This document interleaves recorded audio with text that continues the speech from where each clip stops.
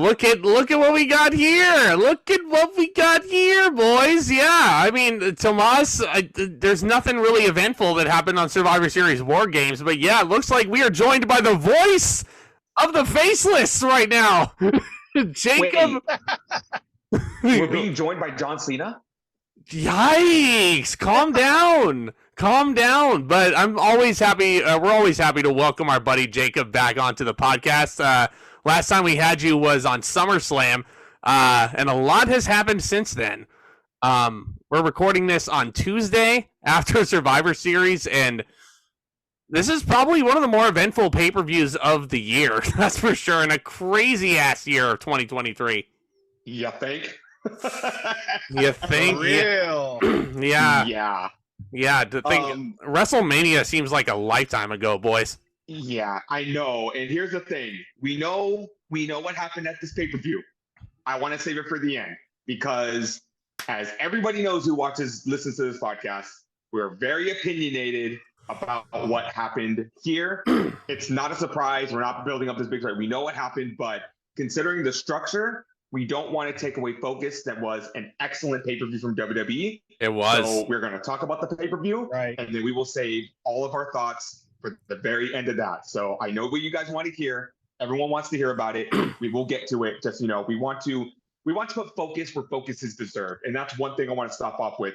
I don't want the return that happened on this pay-per-view to overshadow, even though it did, I still want to focus on which was an excellent pay-per-view here. We have only 5 matches on the Survivor Series card, and it's just a continuing trend of Triple H putting together very great condensed cards. Because in my opinion, we are in the age of quality over quantity. Yeah, and it's continuing a great tradition from last year. Triple H revived War Games from the dead. Survivor Series is all about those big debuts and big controversial moments, which we certainly got on this show, and we'll get to that, obviously. But Jacob, what did you think of this show, like, as a whole? Like, just putting aside the obvious at the end, but what were you thinking, like, just watching War Games and all that? War Games is an awesome concept. I absolutely dig this thing. No, yeah, I absolutely love it. So besides the obvious, the big return of R-Truth, of anybody. I mean, give it up, man. Give it away, man. We're trying to build to it. Sorry. We're trying to build to it. I'm sorry. We had a couple. I'm building it. We had a couple of You big guys can returns have the minor returns, all right? The minor Yeah. returns. But we had 3 big returns on this show, and Jacob just gave away the most obvious one, the biggest one. That yes, our Trizzle is back in the WWE. Yeah. If you're not familiar with War Games, it was a concept in WCW, and I like that it's at Survivor Series because it combines the traditional elimination style of Survivor Series matches and just this crazy double cage, double ring madness that is War Games. And it's basically, we had 4-on-4 for the women, which I have a theory why they went 4-on-4, and then 5-on-5 with the men, where, in intervals, people will enter the ring, and then when everyone's in the ring, War Games begins. It's absolute madness. There's weapons, there's craziness, and it's honestly one of the most interesting concepts that came up. One devised by one American Dream, Dusty Rhodes, which is going to be very important considering who's involved in the main event. Yeah. I mean, considering that one of his fiercest rivals from 2007, Randy Orton, was involved in it, right? And totally not his actual kid, right? Yeah. No. I don't know if you guys knew this, but Dusty Rhodes was Cody Rhodes' father. No shit, really? Wow. Really? No. Comes to a shock. Never would have guessed that. Stardust was his kid. Oh, just like only the dust. Oh, it's gonna be one of those. It's gonna be one of those podcasts. Ruffle shuffle. Oh God. Oh my God. Oh yeah, it's gonna be one of those pods. It really is. It really is. We're just gonna be joking around. It's gonna be fun. It's gonna be fun. But this, for some reason, this took place in Chicago, Illinois, the Allstate Arena, and this also looks like an Attitude Era style setup because they actually don't have the traditional gigantic WrestleMania 35 Titantron that we've been seeing in the entranceway because they opened up more seats because WWE is hot as a skillet right now. So they decided, you know what? We completely sold out our traditional layout. So we're just gonna sell where we usually put the entrance, and we'll just put a bunch of LEDs in the Blackhawks tunnel there. I like that. And here's the thing.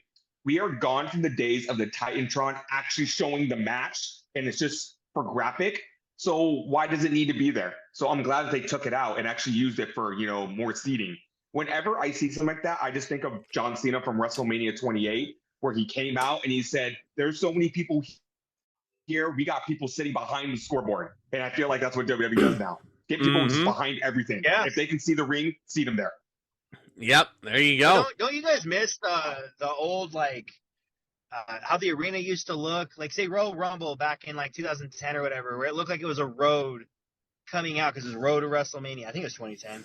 Maybe I'm off. Yeah. But, Cyber Monday, it was like a BlackBerry kind of look for the entranceway. It was dope. I remember that.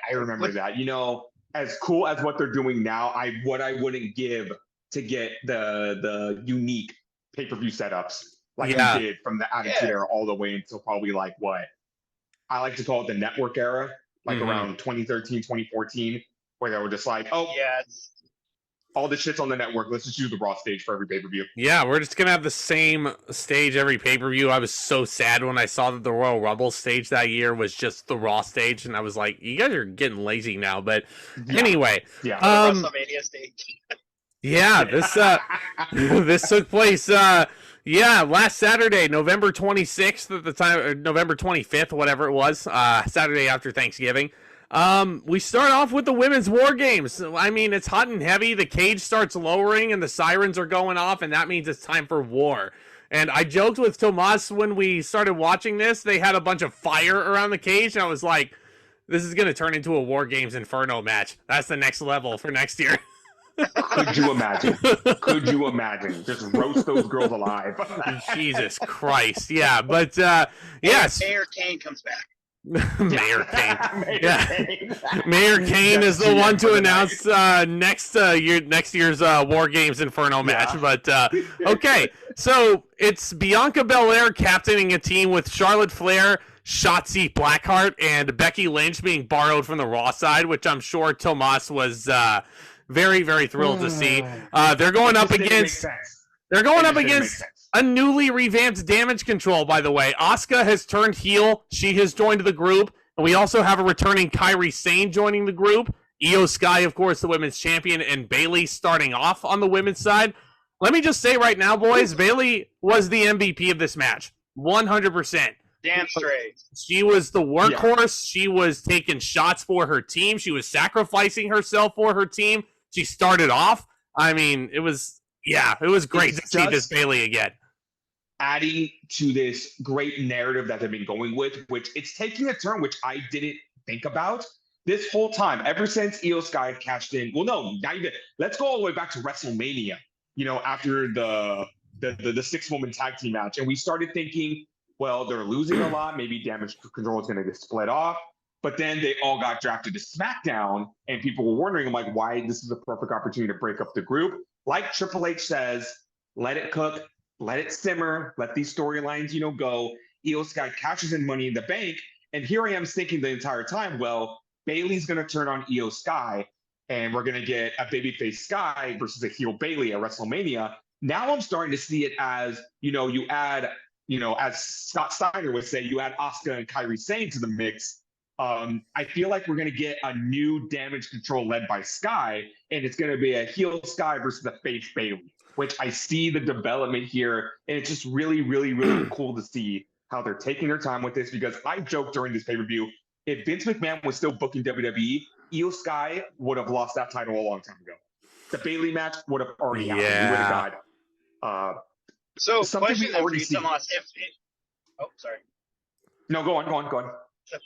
So question for you on that, I could see that. That's a great perspective on there, but what does a face Bayley look like in 2024 at this point?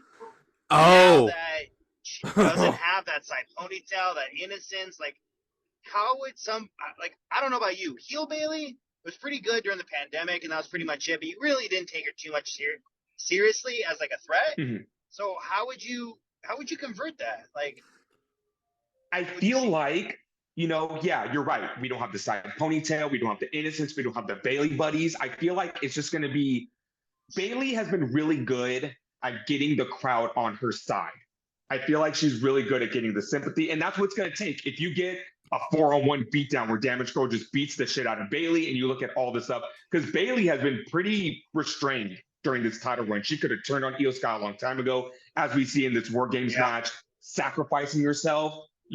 For honestly, when I saw that, I was like, okay, now what's that going to do? It's just going to lead to the beatdown of Bailey. I just feel like it's going to garner a lot of that fan sympathy. And as we'll talk about later, like with The Miz, when you have the crowd on your side, that's really all you need. Oh, yeah. Yeah, it absolutely is. I mean, if that's all the case, if Damage Control does turn on Bailey on this Friday, Bailey's my pick to win the Royal Rumble and go on and challenge Io Sky at WrestleMania. So I think, I mean, well, oh no, before Jade's spending way too much time at the Performance Center right now, and it's too soon for her to win the Rumble. But yeah, I agree, I think it's Bailey's time. I really think it is. But I mean, this War Games match I thought was better than the women's War Games match of last year, mainly because it felt like the spots were a lot cleaner. They felt a lot more polished, and it's funny because I said last year during the main event that it's very difficult to book a War Games match when you give the babyfaces the advantage. And lo and behold, there was a potato chip fan vote to determine who gets the War Games advantage. When you put it up to the viewers and the casual viewers, of course the baby faces are going to win. Of course they're going to try and stack the deck against Damage Control as much as they possibly can.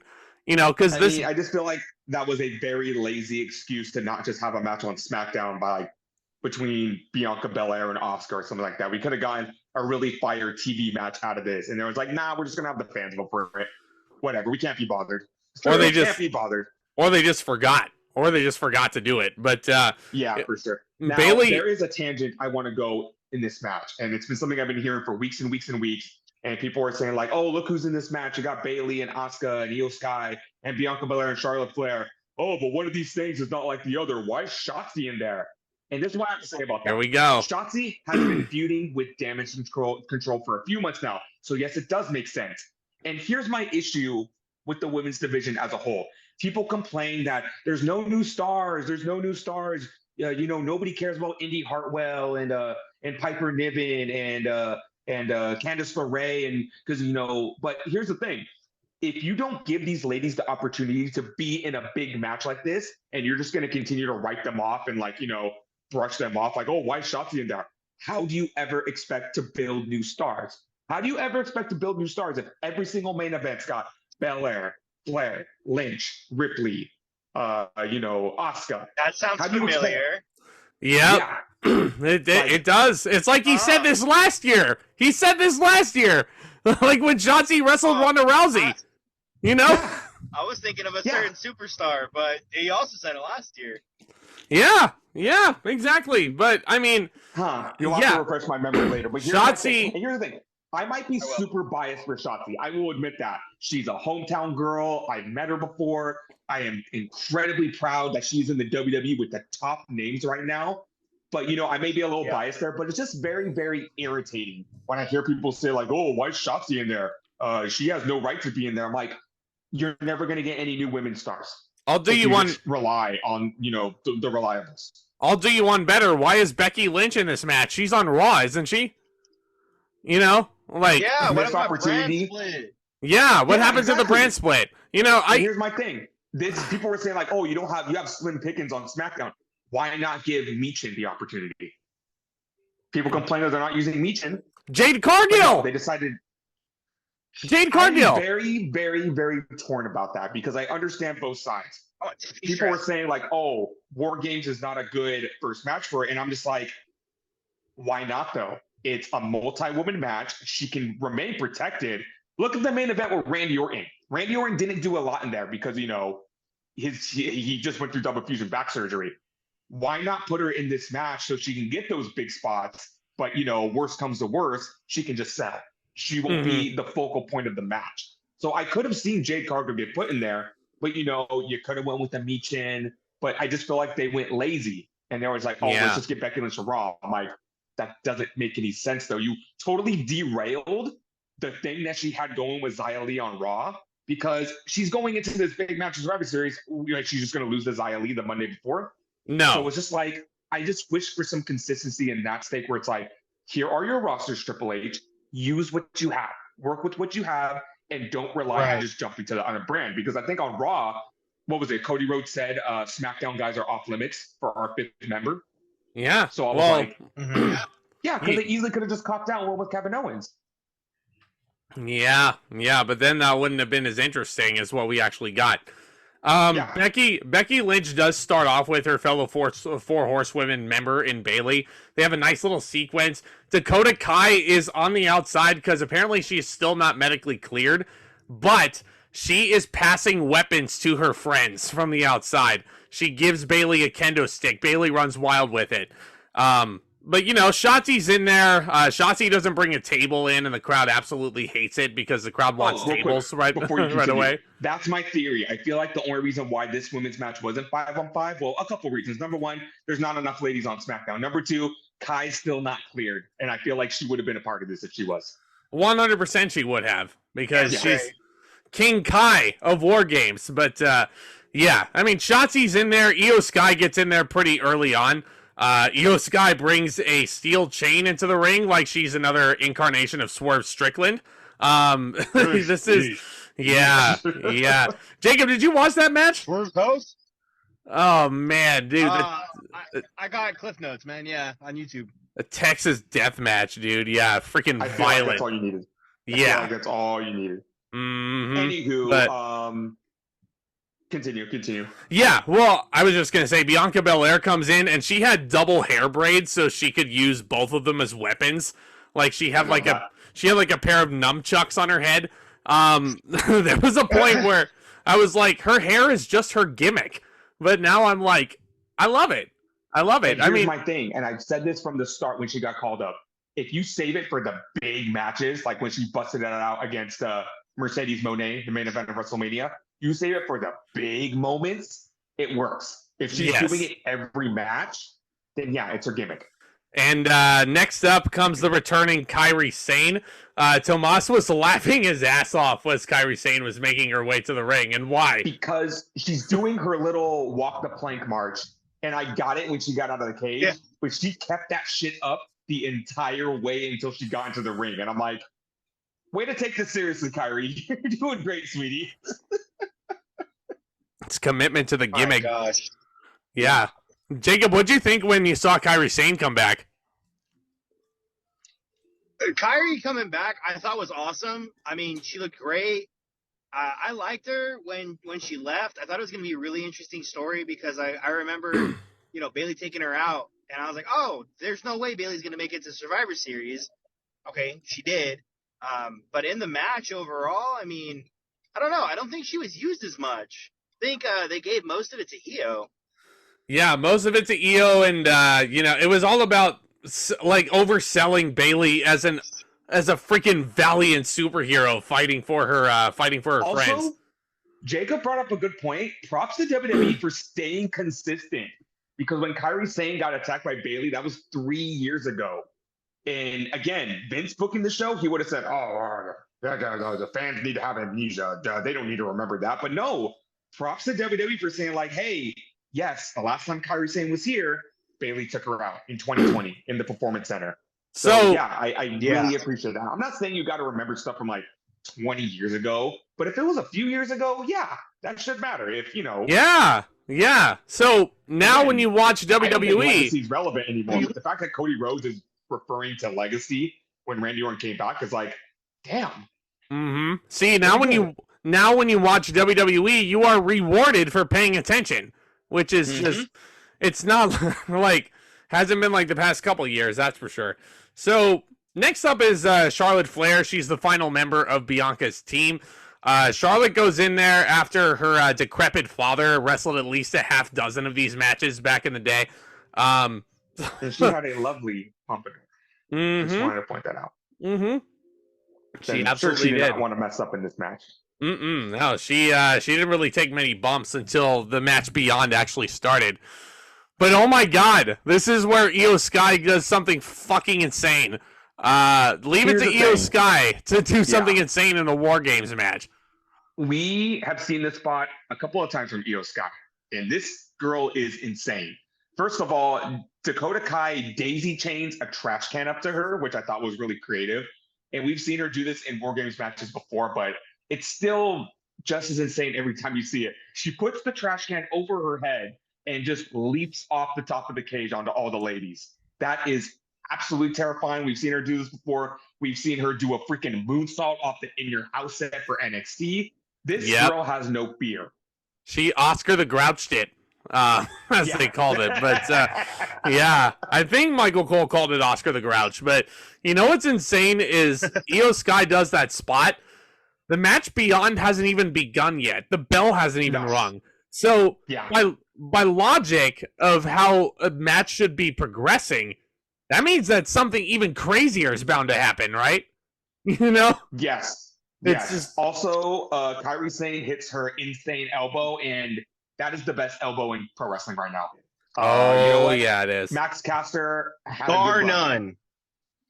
Run. Max Caster had a good run for having the best elbow for a while, but the minute Kairi Sane came back to WWE, I'm like, it's just the force, like the G-force that comes down on that elbow is, pun intended, absolutely insane. She drops the anchor on her opponent, and it's just, for just such a small girl, that elbow looks like it fucking hurts. Yeah, but the match Beyond doesn't actually begin until a now heel Asuka brings in all the weapons.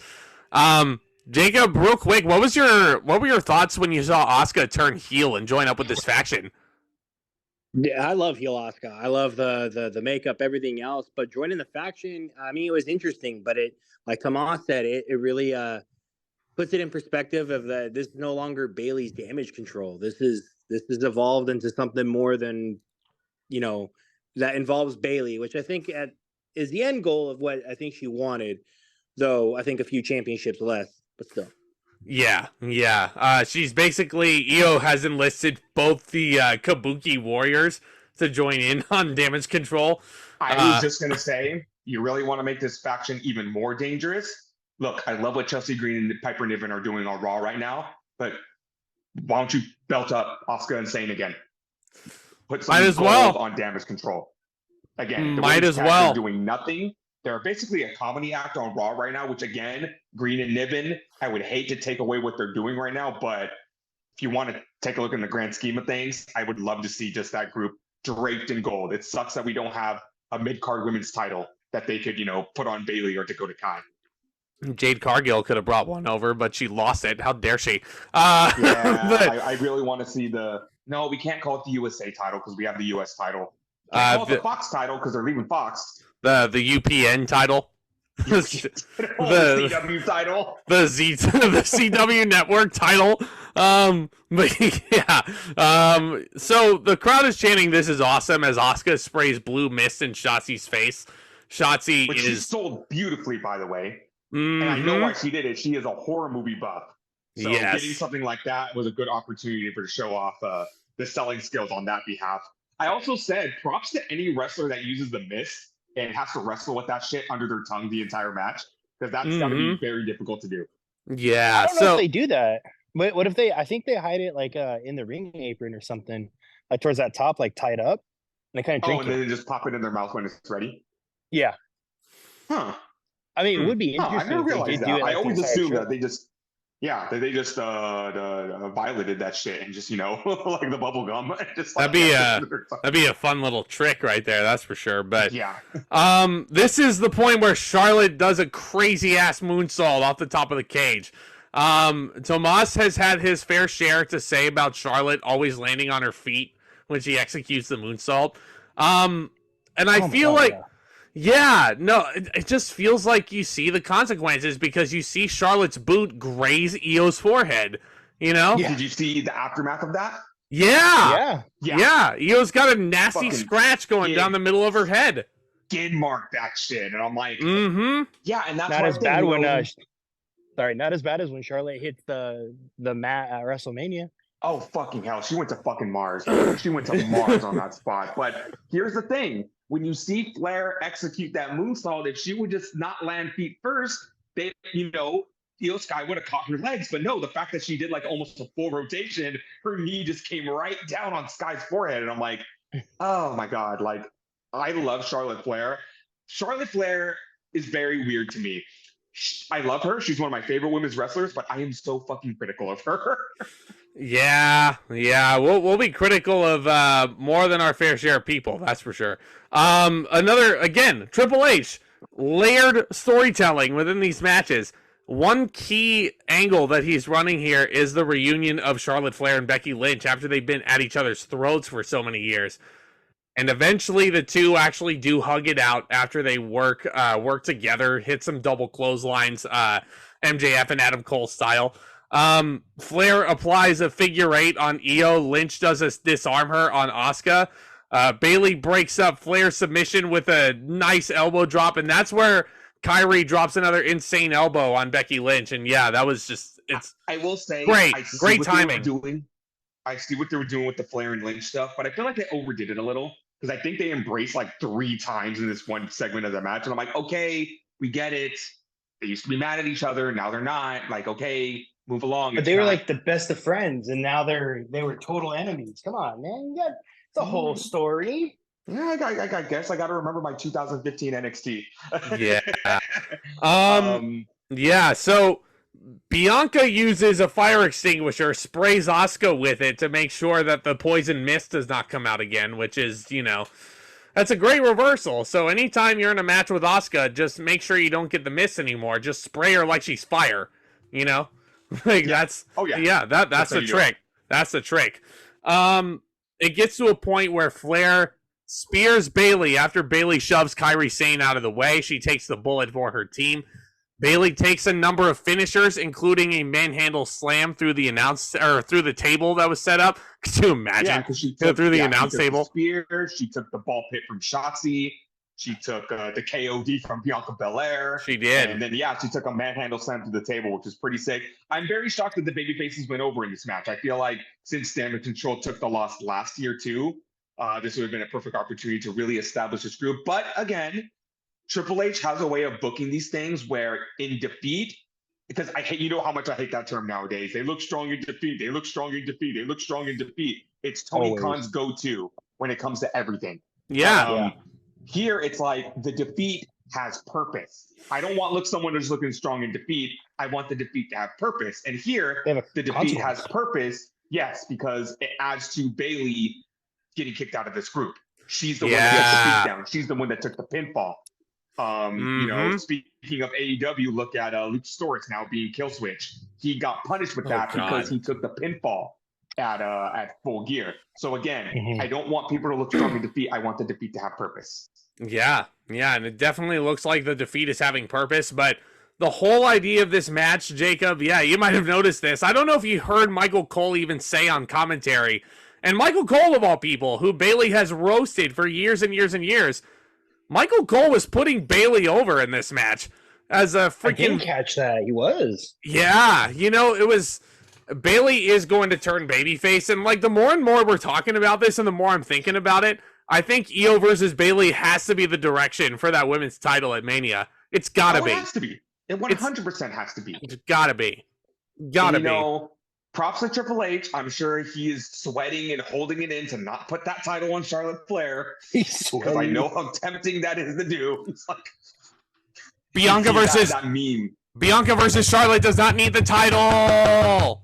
It does not need the title. Women's grudge match. Yeah, might as well. Yeah, I totally lost my... the babyface turn for Bayley will not be complete until she gives Michael Cole a hug. Full circle. Yeah, full circle. Either that or they wrestle at WrestleMania, because I've been pitching that match for 4 years. 4 years. An undefeated Michael Cole, let's go. Yeah, exactly. Bayley stands no chance. She stands no fucking chance against Cole and the coal miners. The coal miners. Jacob, are you a coal miner? Never, man. I want that streak to end. Oh my god. Even though he is the greatest announcer of all time. Of course, I'm a coal miner. In wrestling today, currently, yes. Of all time, I'm sorry, I still have a little bias towards JR. That's I fine. feel like that's just a nostalgic bias. But today, right now in wrestling, absolutely yes, Michael Cole is the best. Anywho, that's totally off topic. I'm gonna give this War Games match 4 stars. It was really fun. We got some really insane spots here. And again, just like you said, I feel like this year it just gelled a lot better. I feel like a lot of people have a lot of negative things to say about women's War Games matches, women's Money in the Bank matches, women's Royal Rumble matches, because that, you know, they're not as smooth as the men's can be. And I will agree there to an extent. But here, it's just like this match, it welded together very well. Yeah. I'm going to match it. I'm going to go 4 stars. This was definitely a much better paced War Games match for the women than last year was. I think it had better storytelling than last year's women's War Games. I really enjoyed it. Great spots, you know, really enjoyable plot lines and plots thickening throughout the match. Jacob, final thoughts on this War Games? Final thoughts, man. I'll give it, you know, I think transparency, I'll give it a 4 as well. I don't want to be, you know, following the lead here, but that's I can't fine. give it anything less. It was really good. I do think the wrong team won. Personally, I'm one for cheering the good guys, booing the heels, and I wanted to boo the heels at the end. I feel it would have been a better story, but, you know, overall, spots were great. I love the trash can and everything else. Yeah, I think... Nice. Yeah, long term, I feel like, you know, I'm going to respectfully disagree, because I feel like, you know, in hindsight, I was very surprised the babyfaces went over.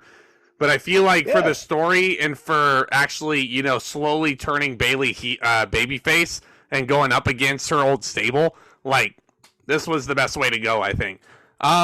But we do get a couple of segments before our next contest. We do get that R-Truth potato chip ad, and he's making jokes, and he's just, you know, he's cracking me up as he usually did. He tore, what was it, his ACL? He tore that a year ago. I did not realize R-Truth's been off TV for a year. And ironically enough, that was on an NXT match against Grayson Waller. Grayson Waller's on the main roster now. So, no way. I had no idea. Look who it is. The faceless decided to show himself. The ass boy himself. The ass boy decided to get my ass down. Now let me hear you say, ass boy. These are me, daddy. Ass boy. Okay, there we go. All right. Yeah, we got him. We got him one time. We also before we go to this next match. Sami Zayn is backstage talking to Jey Uso, that's right. And Sami is worried because Randy Orton is not there, and he doesn't think Randy Orton will make it in time. Randy Orton probably just has a flat tire. You know why? Yeah.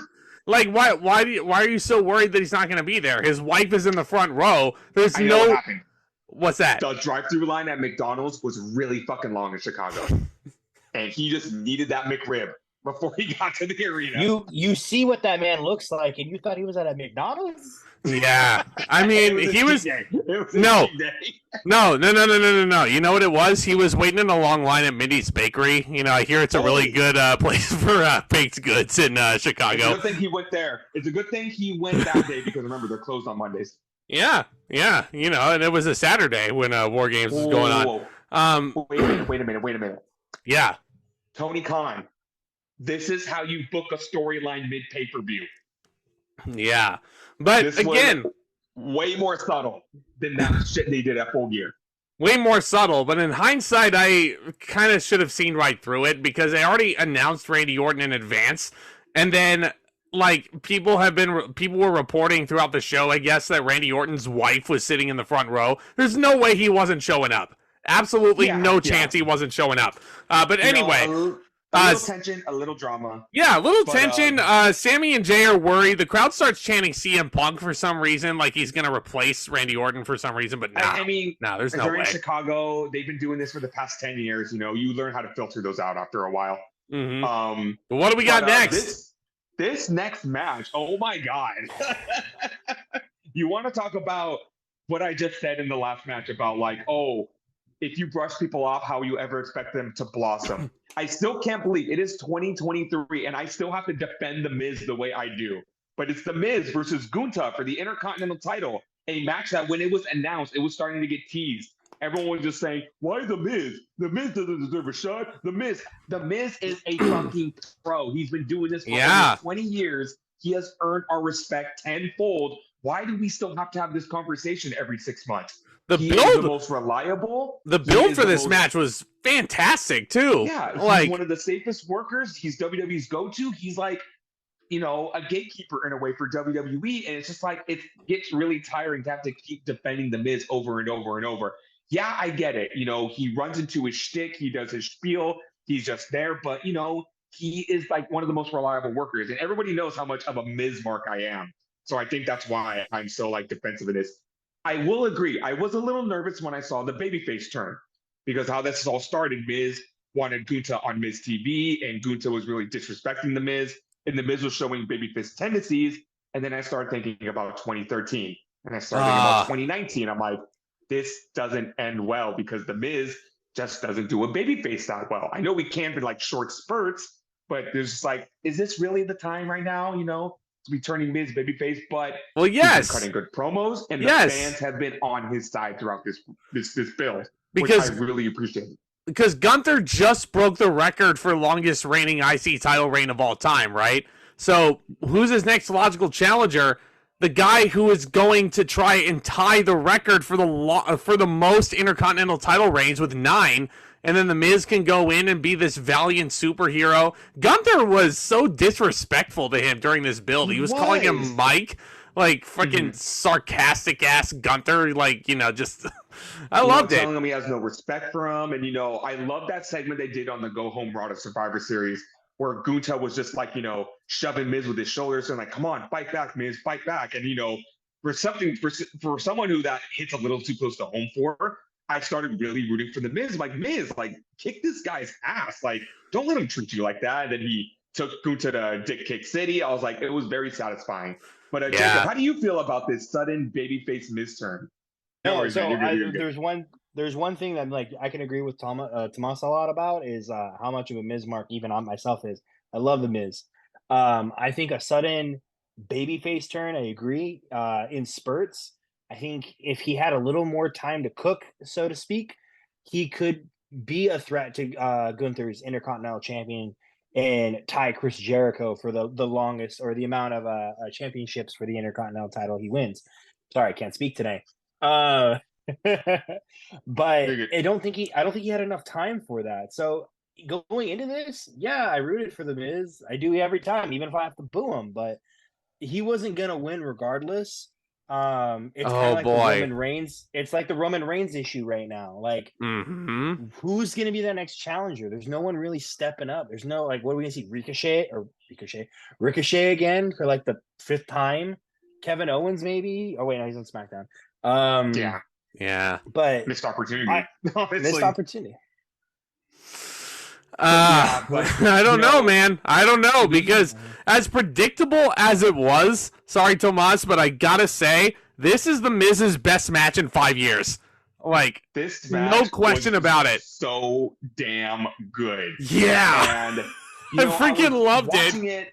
And I was really getting into it. And one thing I noticed off the bat is that Miz was not scared. And that's another thing. It's like, why do we have to keep having this conversation? The Miz was not scared to take the punishment from Gunther.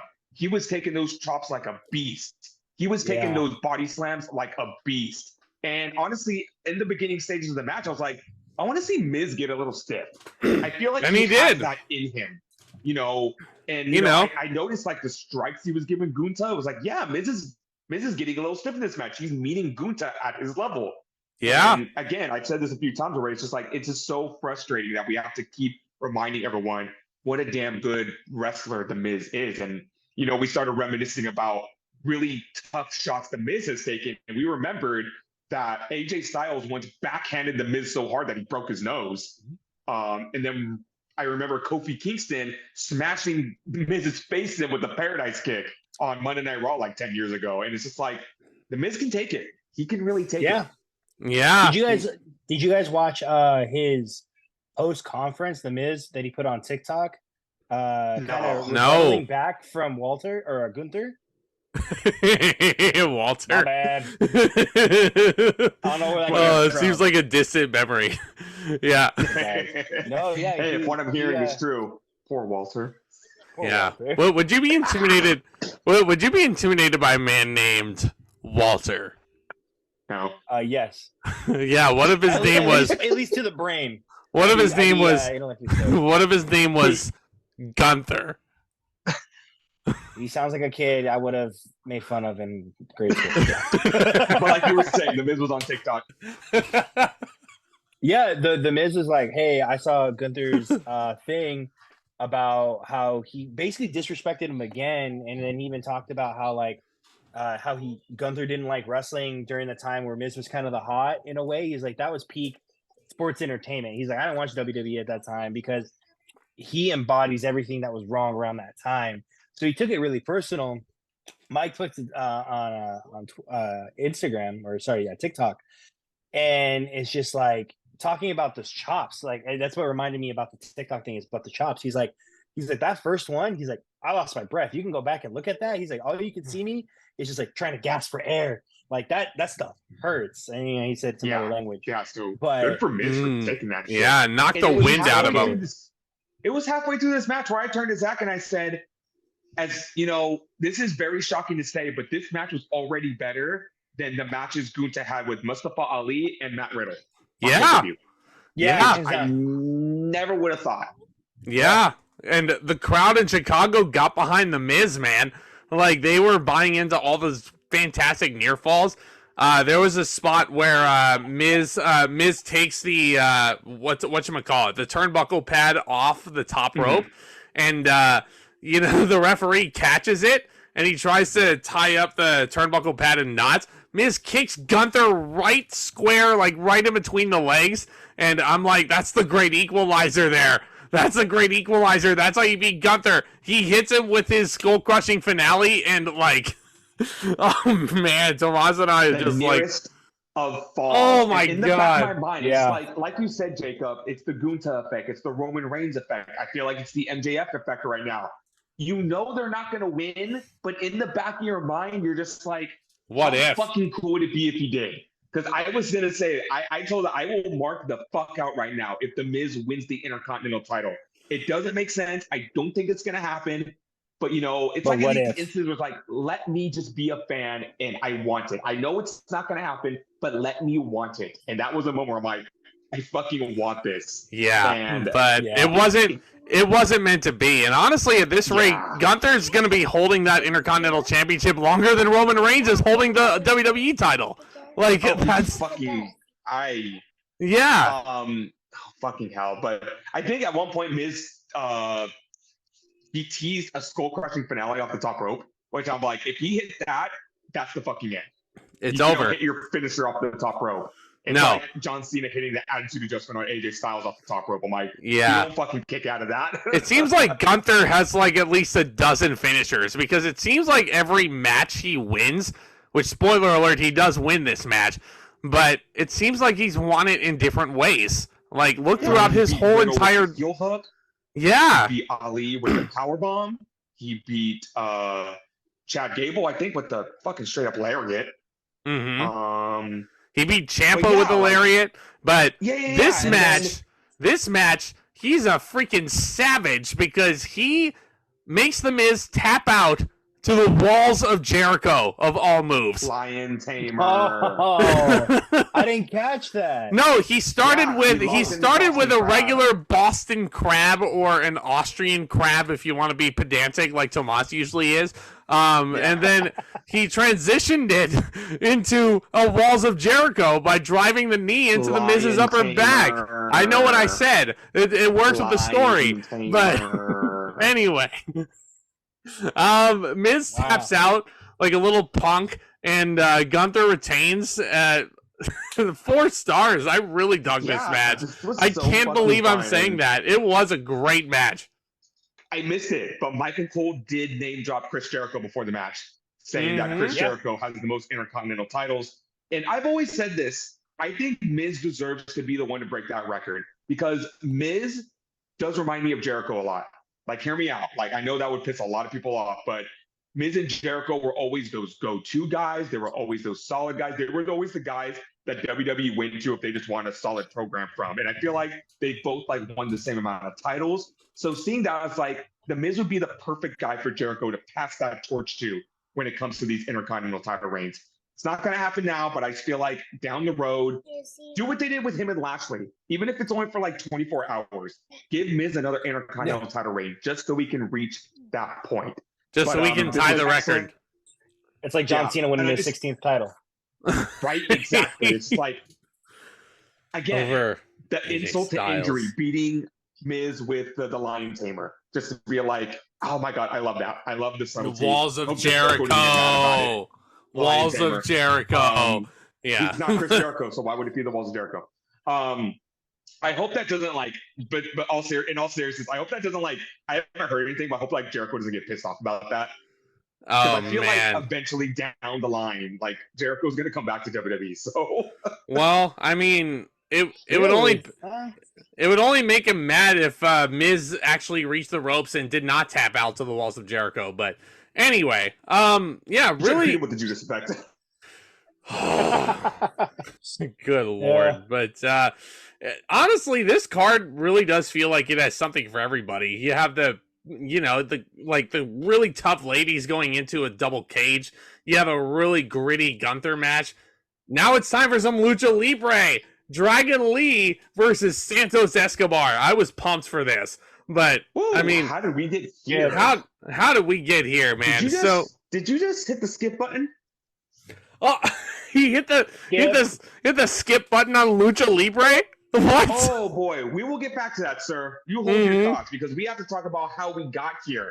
And as we talked about at Crown Jewel, Logan Paul defeated Rey Mysterio for the United States Championship. Wow. And on the following SmackDown, Rey confronted Escobar about Carlito confronted Escobar about the brass knuckles, and that led to a confrontation between Rey and Escobar. And poor Rey, man, he just seems to be the guy to get turned on because Santos Escobar turns on Rey Mysterio, beats him down, drop kicks his knee in between the steel steps. Apparently, Rey Mysterio actually needed knee surgery, so this was a good way to write him off TV. But the Escobar heel turn has happened. He has turned on LWO. What broke my heart even more is that he turned on his fellow Legado del Fantasma team members and Toto del Cruz and or Cruz del Toro. I always mess up his name. And Joaquin Wilde and even Zelina Vega. It's just like, that was the most heartbreaking thing. But again, this character development for Santos Escobar is excellent. I love Escobar, and I just love that they're actually giving him layers. Because when he first debuted on SmackDown, I feel like nobody gave a shit about him. But Triple H is adding layers to this man. And it's like he's turning him into an excellent heel. Jacob, I don't know if you noticed this, but Rey Mysterio has been working over the past couple of pay-per-views with a torn meniscus in his right knee. Not his left knee, like you hear on the 7 times in my left knee. I wanted so badly for it to be the left knee, just so we could say I've had surgery 6 times in my left knee.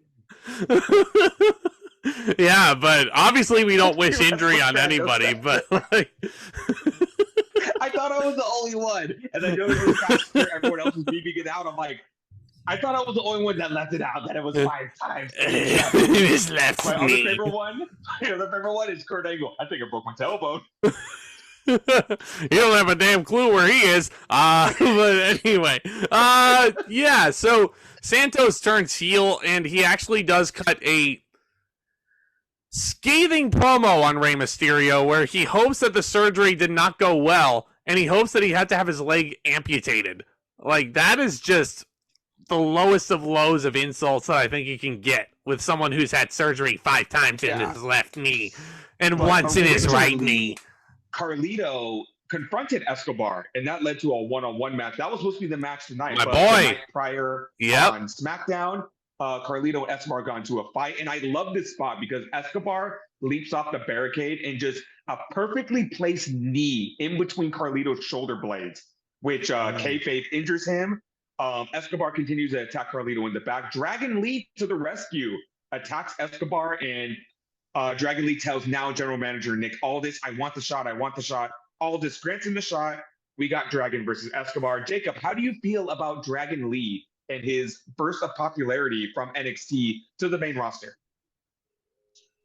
Even though I hit skip to this match, I do like Dragon Lee matches. I loved him in NXT. I love the fact that he had a baller match on Raw, and he was able to get catapulted into the main roster.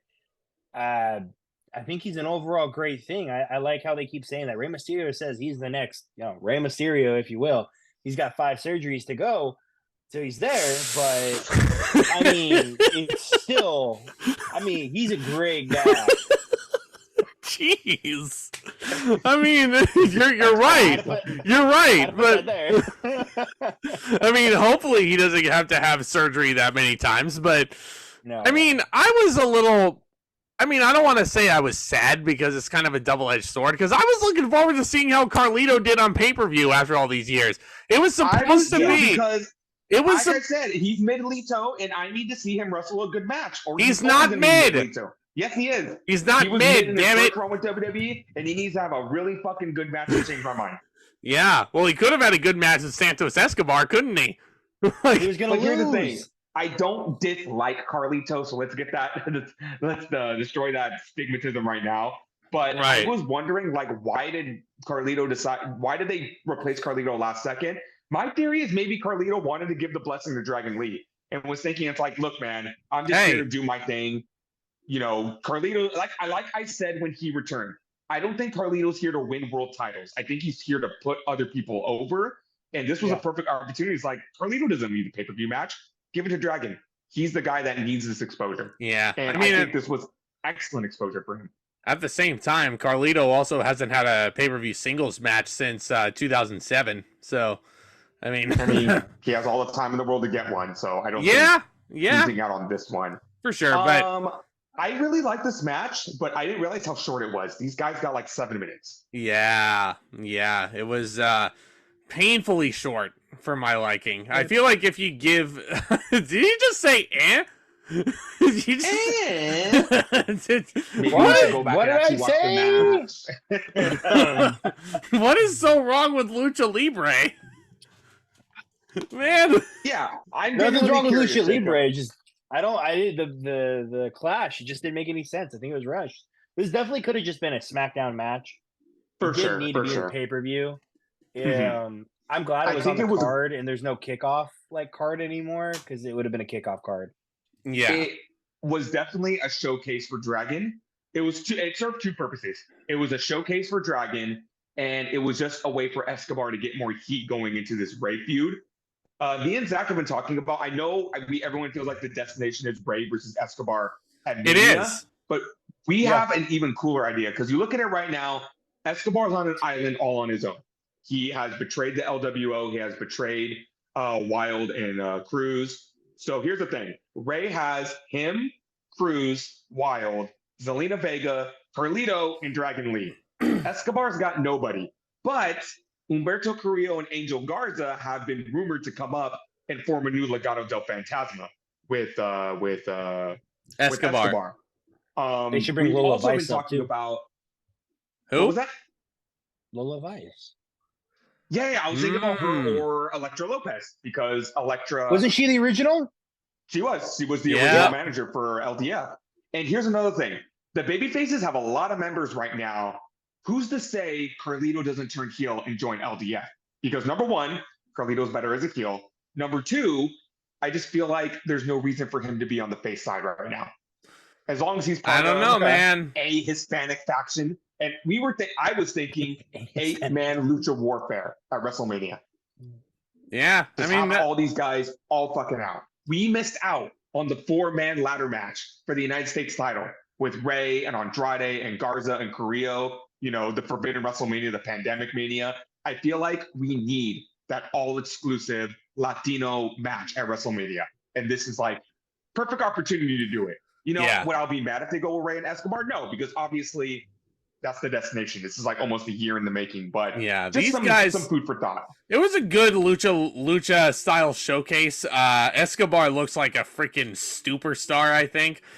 Dragon Lee, I think he's got some ways to go. Like Jacob said, he needs some more knee surgeries before he ever gets to Rey Mysterio's level. But Dragon goes for a power bomb on Escobar, and props to Dragon for doing this. He has some trouble getting him up, but he refused to go through with the spot until he got Escobar up all the way. I thought that was very You think everybody else were like, oh, sorry, you're going on your fucking head now. He's like, no, I don't care. It was a good recovery. You think Roosh is starting to regret his decision to stay on the other side? Seeing how well his brother is doing? Like, yeah, because that was another thing. I think it would have been cool if Roosh came to WWE and he was Escobar's heater. Oh. And then Dragon Lee would try and coax his older brother to the other side. Or is he his younger brother? I don't know. But regardless. Roosh is a lot fucking bigger than he is, so. Yeah. How ironic would it be if Dragon was the older brother? This is a pretty decisive victory here for Santos Escobar. Pretty straightforward, pretty cut and dry. He hits a Canadian Destroyer followed by a Phantom Driver. I know what I said.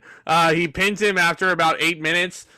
Yeah, hold on. Did you just say that Escobar hit a Destroyer and then his finisher? You mean to tell me these guys didn't perform 8 Destroyers on each other each and then kick out of all of them? Yeah. It's not AEW. Yeah, it's not AEW. Yeah, you're right. You're right. I will give AEW credit. They have eased up on the Destroyers, but goddamn, it was getting silly. It was getting really freaking silly. Yeah. I'm gonna give the match 3.25 stars. I did enjoy what I saw. There were some sloppy points. You know what? 3 stars, man. I'm gonna give it 3 stars. Yeah. It was a good showcase, and it was a good little mini chapter in this feud. Yeah, this match. I definitely see where Jacob's coming from. This could have been on SmackDown. This could have been on the pre-show. But you know what? In a 5-match card, you either should have given this more time, or this is anything. I feel like the worst match is harmless. Yeah, this match needed more time if I was going to consider it a classic. I think 3 is as high as I'll go. Like, I feel like if, Jacob, you give these guys 15 minutes, and trust me, Dragon Lee and Santos Escobar are both solid workers, and I know that they can pull off magic together. I know they can, but they really, really were not given enough time, and the match really did not spend enough time to get to a boil where it needed to be, and it just kind of felt like unfinished in a sense. Even though it was a pretty decisive win for Santos, which is absolutely 100% what needed to happen. Didn't matter if he was facing Carlito. Didn't matter if he was facing Dragon Lee. Santos needed to win this match. And I at least commend Triple H for booking the right winner here. But in any case... Let's admit it, guys. This is the best storyline on SmackDown. Because the Bloodline ain't doing shit. Yeah. They're on ice. Yeah, well, you don't understand. They're on the bottom of the 3rd inning. You got to let it cook a little more, right? No, we're at the bottom of the 14th inning, and half the audience went home. Oh God. Do you want to continue, Tomas, to the next match before we really get absolutely for the Women's World Championship? It is Rhea Ripley. It is Mommy defending against Zoey Stark. Zoey Stark won a Women's Battle Royal a couple weeks ago on Raw to win this opportunity. This has been such a Bill, because I have a question for you. Stark. I have a question for you. Yes. Is Zoey Stark supposed to be a heel? No, she's supposed to be a face. Has she been? I don't remember for the life of me when she turned babyface, though. Payback. Oh, yeah. No. She turned on Trish Stratus. I'm an idiot. Oh, yeah. But here's my thing about this build. Here's my issue with this build. And I feel like I said this at the last pay-per-view. Rhea Ripley has been so involved, and I'm not saying there's anything wrong with this. She's been so involved in the men's main event scene with Seth Rollins and Drew McIntyre and Jey Uso and Sami Zayn and Cody Rhodes and all that stuff, with her Judgment Day duties. I feel like she hasn't been paying enough attention to the division she's supposed to be running. So when you finally give her an opponent in Zoey Stark, it's like Rhea Ripley is trying her damnedest to put this girl over and tell her, I've been watching you since NXT and I'm really impressed with you, but you're going to fall victim to Mommy at this pay-per-view. It's like she's trying her damnedest to put this feud over, but there's not enough gas in this feud for me at least to believe that Stark can win the title compared to the Miz match where we know what Miz is all about. And we had, a little more there to make me believe that Miz could win. Here was just like, Ripley's trying. She's fanning the flames. She's trying to get fanning the flames. She's trying to get this thing over with Stark. But it's like, I've defended Stark, but here, again, my issue with her is I feel like she was called up too soon. I feel What? I feel Really? like, honestly, she's a Vince girl. I feel like Vince. I'm not Well, saying Jacob. this, and I'm not. Jacob, you were there with me at Stand and Deliver. Don't you think that Zoey Stark was probably overall out of the 6 women we saw in that ladder match? I feel like Zoey Stark was like the least polished out of all of them. I don't know what it was. I think of the exposure, she's not like. I mean, she's definitely been exposed since. I mean, Trish Stratus, Lynch, War Games with Rhea. I feel like she's so underrated. Like there's something there, and she's missing it. Like she was a killer in NXT. Like I don't usually watch NXT product, but like I'll watch or I'll listen to like Busted Open on the way to work or whatever. Mark Henry would talk about this Zoey Stark all the time, and I'm like, okay, I'm gonna watch NXT, see who this girl is. And even live is different than watching it like obviously on TV.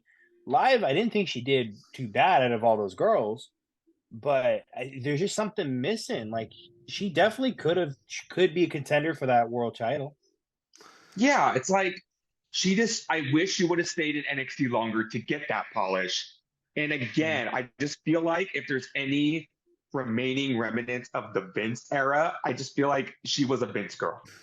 And I feel like they just put all of their chips onto her. And it's like, she even admitted in an interview with Denise Salcedo a couple days ago where she feels like her promos are very weak. And I'm like, yeah, I can agree with you there. Yeah. No but kidding. Like if she would have spent like 6 more months in NXT, it would have helped a lot more. But they were just like, oh, yeah, we saw this. We like her. Boom, send her up to the main roster. Then they gave her Trish Stratus, and now they want her off on her own. And it's like, I don't think she's ready to be on her own. With all that being said, this match was all right. It was. Most I can give it. It was there. It was there. I mean, again, Jacob, I don't know about you, but it was a pretty foregone conclusion that Mommy was retaining.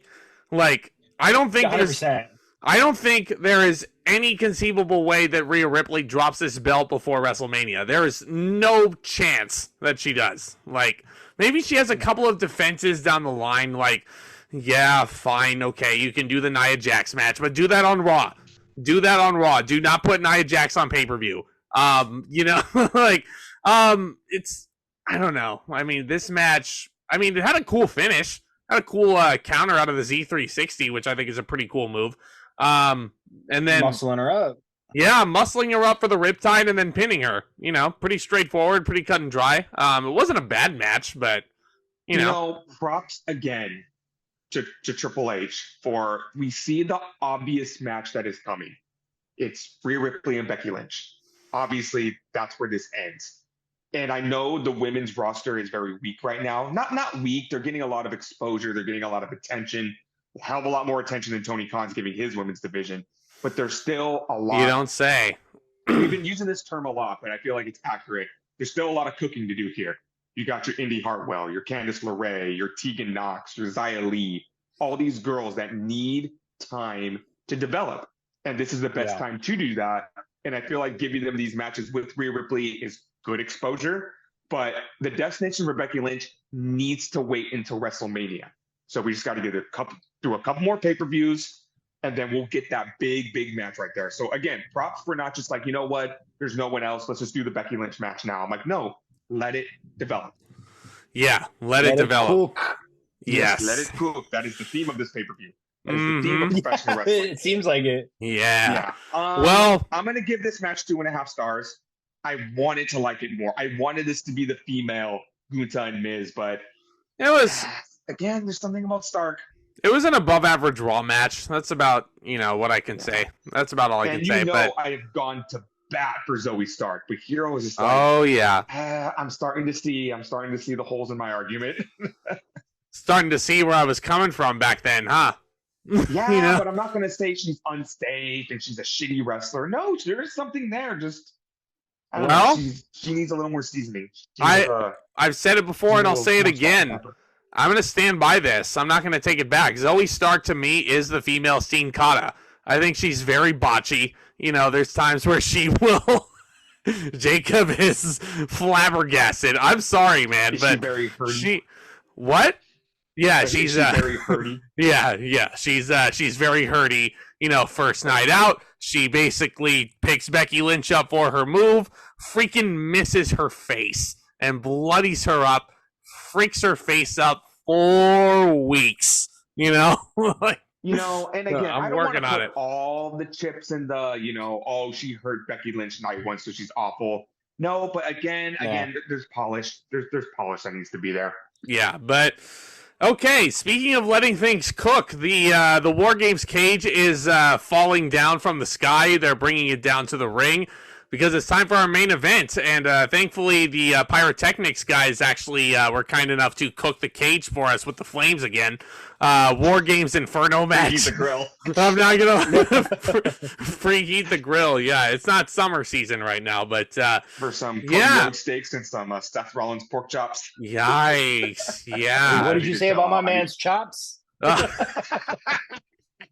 Okay, so the baby faces are Cody Rhodes wrestling in. It's weird because he keeps mentioning Dusty Rhodes for some reason. Like, what does Dusty Rhodes mean to him? You know, What does he have to do with Stardust as kids? I know. Cody Rhodes is so freaking lucky that Christian Cage is not in WWE right now. Oh God! No! Imagine. What is that do all the time? Well, what was wait, your father was Dusty Rhodes, you say? Okay. Christian Cage has entered the chat. Hold on, Christian Cage has entered the chat. Yikes. I heard you had a father. Holy crap. Good Lord. But anyway, joking aside, Cody Rhodes is leading his team into his father's match, which is the whole reason why he's been right now screwing it. Cody Rhodes is leading. Why is Cody Rhodes a team captain when the World Heavyweight Champion is on his team? Well, because Cody Rhodes has been the one that's been screwing around with the Judgment Day for months and months. I will say it again. Yeah. Why is he the team captain when the World Heavyweight Champion is on his team? I was getting to that. You have Cody Rhodes, Seth freaking Rollins, Jey Uso, Sami Zayn, and supposedly Randy Orton. They're teasing it. They're going up against the entire Judgment Day and a now heel Drew McIntyre. Boy, a lot has happened since this match. Drew McIntyre, the heel turn is complete. He is completely, like, it's so fascinating watching him work now because it seems like he's fully justified in his actions. And it's so crazy because as a fan, you can feel for what he's gone through, but everyone around him is like, cry me a river. I've been experiencing all these struggles also. You know, it's like Sami Zayn, for example. Like, it's nuts. It's nuts how, like, fascinating Drew McIntyre is all of a sudden. Exactly, because, you said it perfectly. As a fan, you can sympathize with Drew McIntyre, but, like, in the eyes of the casual fan, I hear a couple of things that Drew McIntyre is saying is just like, okay, you big baby, get over it. It happened. Yeah. You can continue just keep crying about it, or do something about it. And McIntyre right now is choosing to cry about it.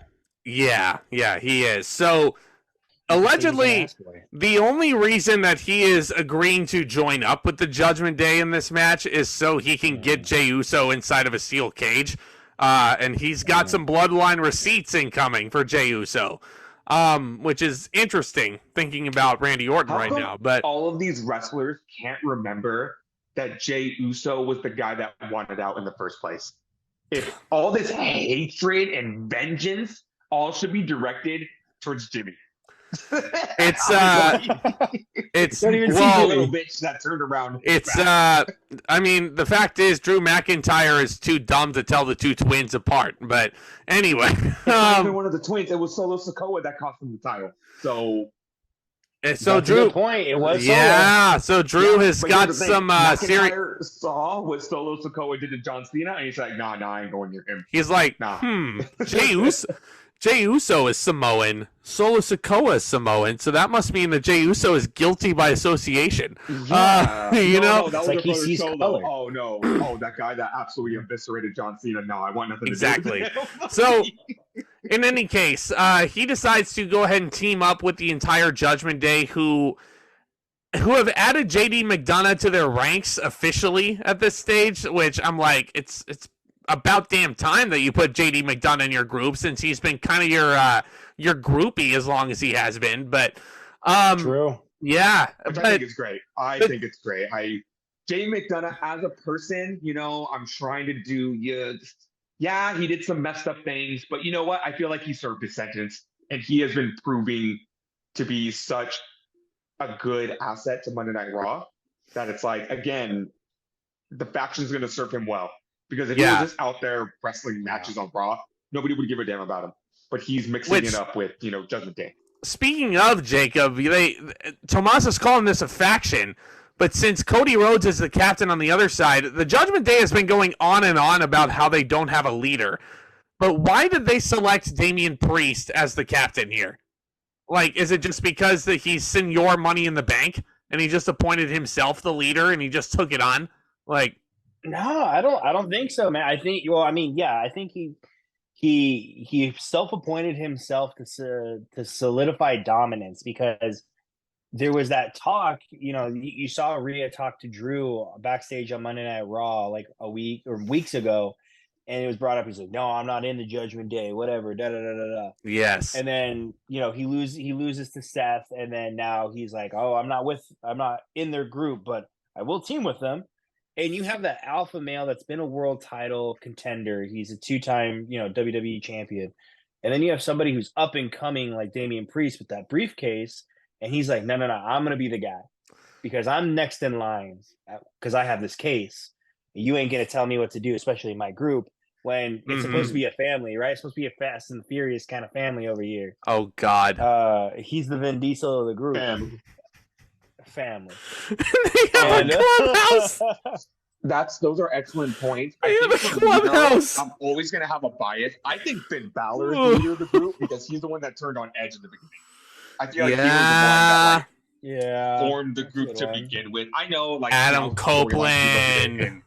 Adam Copeland. I know. I'm talking about him when he was relevant, when he was Edge. 1,000%. What's wrong with you people? But we all know Rhea Ripley is the leader. I feel like this fight has been going on for too long. I mean, if I was in a group with Rhea Ripley, I'd want her to be the leader. So, so for reasons. All the baby faces come out one by one, and this is a team filled with theme songs that the fans love to sing along to. So it was just Chris Jericho invented that. Right? Yeah. So we start off with a revisited feud from the summertime, Seth Rollins and Finn Balor for 5 minutes, and I mean, I don't know what else you were expecting. There's no love lost between these guys, and it's great wrestling. I mean, surprise, surprise. The sky is blue, water is wet. Seth Rollins and Finn Balor have great chemistry. Water is wet. Yeah, exactly. So water is wet. So Seth and Finn start off. Balor hits a sling blade. There's some CM Punk chants for some reason. JD McDonough is the first. Those in the back of your mind. Yeah. So JD McDonough makes his appearance next for the Judgment Day. He's got a kendo stick. The Judgment Day are the heels. They're the ones with the advantage. They start ganging up on Seth Rollins. In comes Jey Uso to make the save, and it's so... Oh my God. I don't think we've talked about him since Fastlane, have we? Are we talking, are you getting ready for the yeet down? Yeet!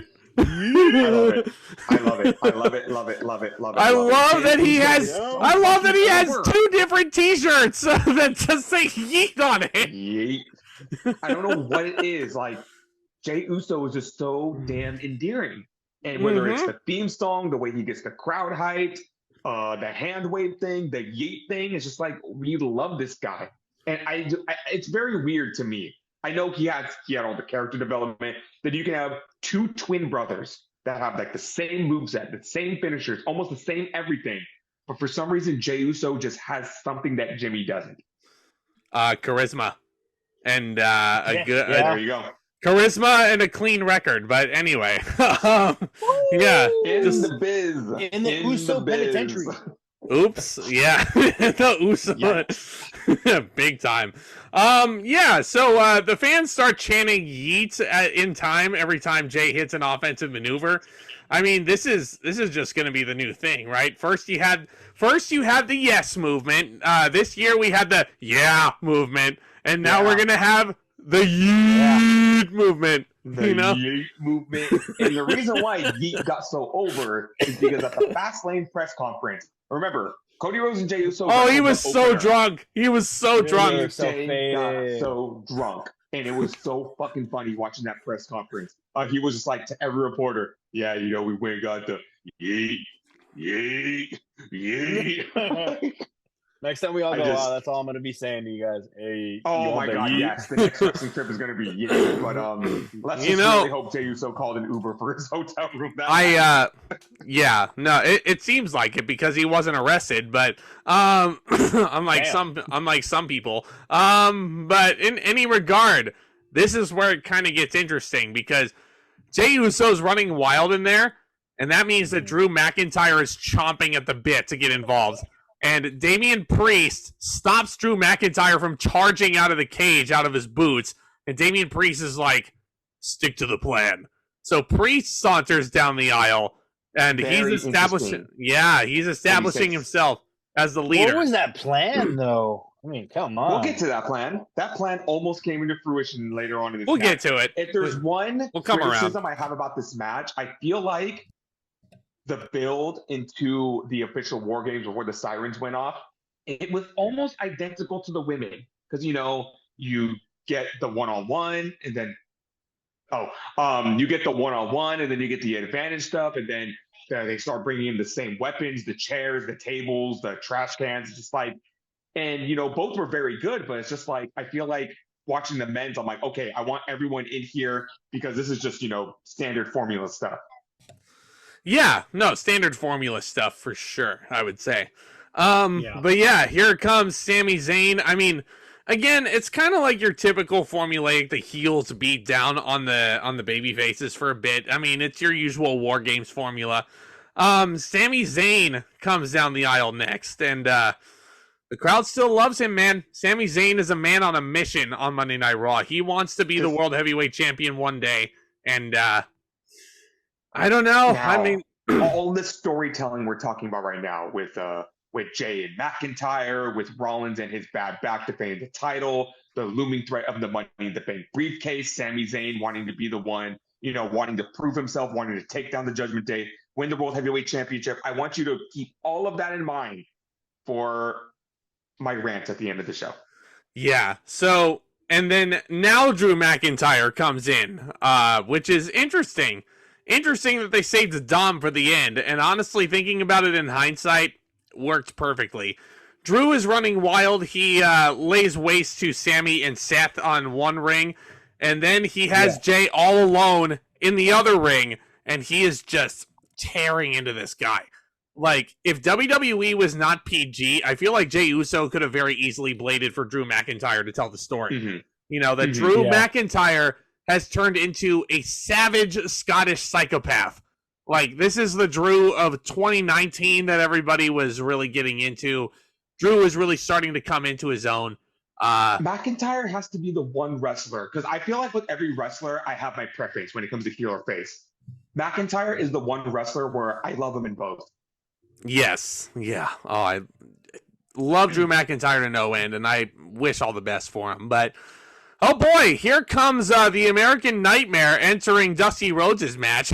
I mean, I don't know why they were making such a big deal out of it. He was just entering Dusty Rhodes' match of all things. But of course, obviously, those of you who are new to the show, I'm being very sarcastic. This is a very special moment, and this is why I keep telling you guys, I keep telling everybody who's into this, this is the reason why Cody Rhodes has been screwing around with the Judgment Day for so long, is because I was looking at it and I was like, Cody wants to do his dad's match before he hangs it up at least once.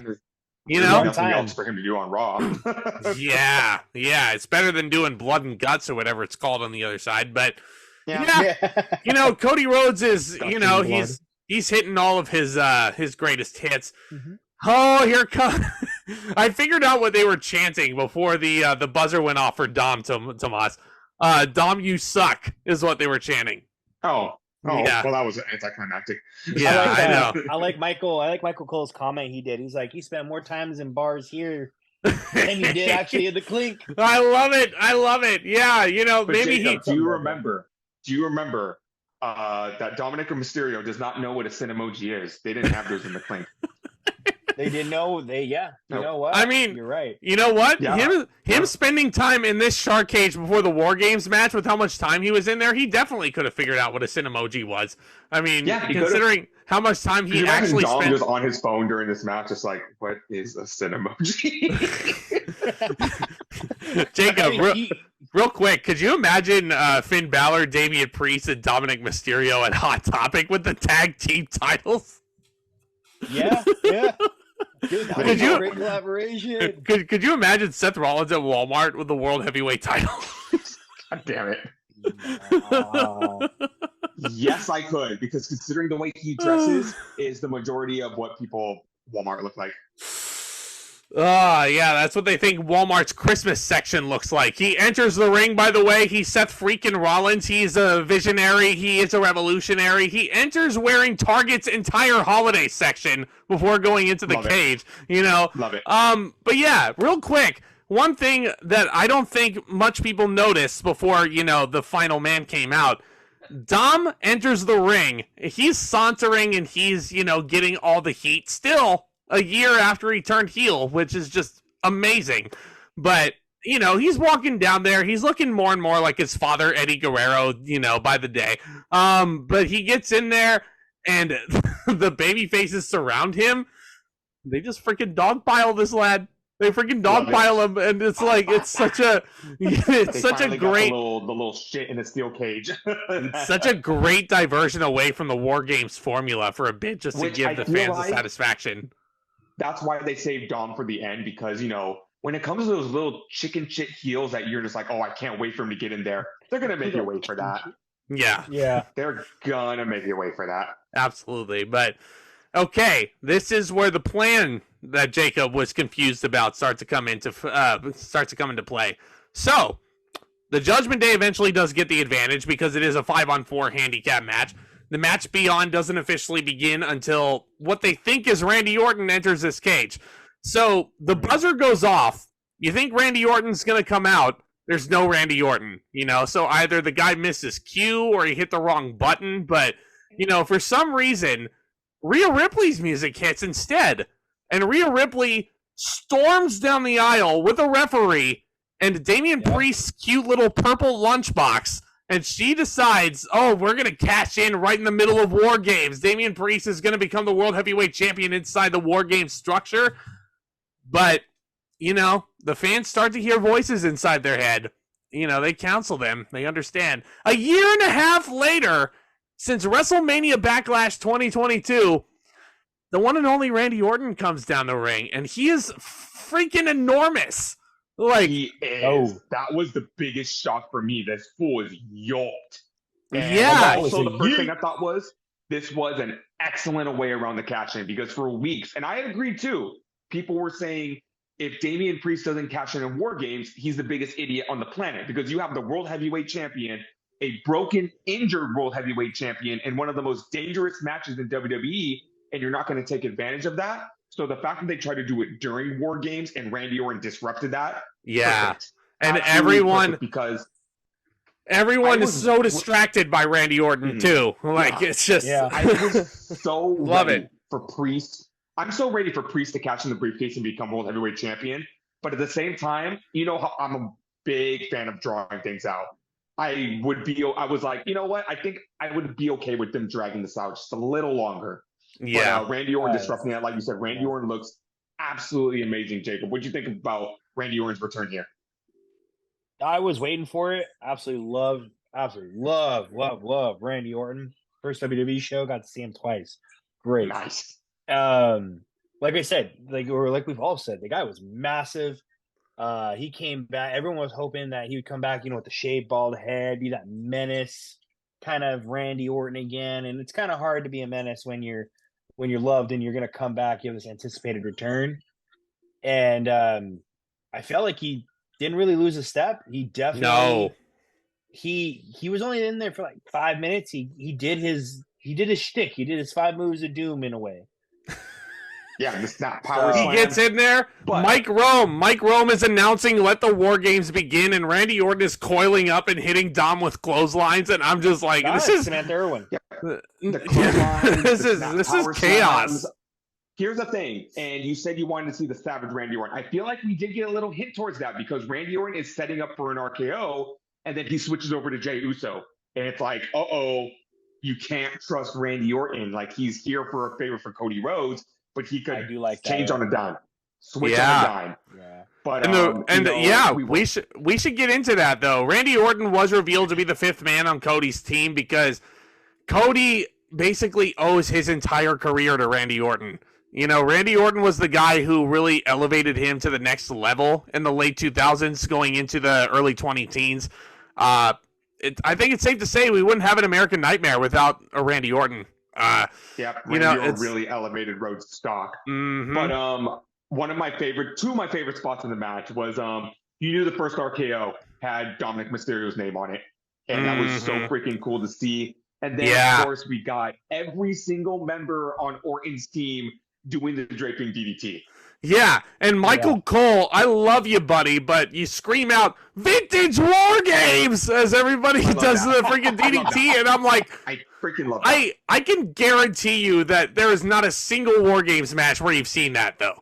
Like, I can guarantee you. War Games last year they did the What's vintage about that? What's vintage about that being in War Games? It's the catchphrase. I get it. Do you remember back in 2012 when Michael Cole switched it up and said, "Classic Randy Orton"?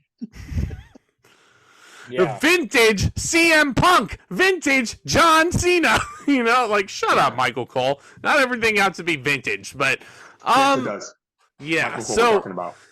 Oh man. So it gets to and you mentioned Randy Orton hitting that first RKO on Dom, and we were wondering how Orton's back after double fusion back surgery was going to hold up.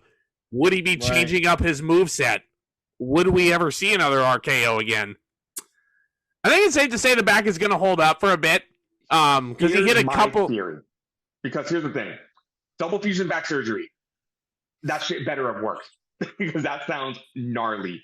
But I feel like Randy Orton's going to be on the most limited schedule of his entire career now. Yeah. Considering that. Well, we're going to get those RKOs, but we're not going to get them every week on Raw. The thing is, I mean, Triple H is booking it, so you don't need to book Randy Orton every week like Vince did. But, you know, as soon as I saw him hit that first RKO, I was like, yeah, he's going to be fine. He's going to be just fine. And of course it worked. I mean, there wouldn't, like, there's no way that they would have cleared Randy Orton to wrestle ever again if the double fusion back surgery did not work. Like, there's no way they would have done that. Here we go. That spot. This was absolutely fucking insane. And this is after, you know, the heels had gotten over all of them. You know, there was a razor's edge through the table that was pretty sick. But Rollins, Zayn, and McDonough are fighting on the top of the cage. And I thought they were just going to yeet McDonough off the cage. And they did. But I see them holding them. And I see Randy Orton. And he's cracking the neck. I'm like, no fucking way. There is absolutely no way they can pull this off. They shove McDonough off the cage. And Orton hits RKO.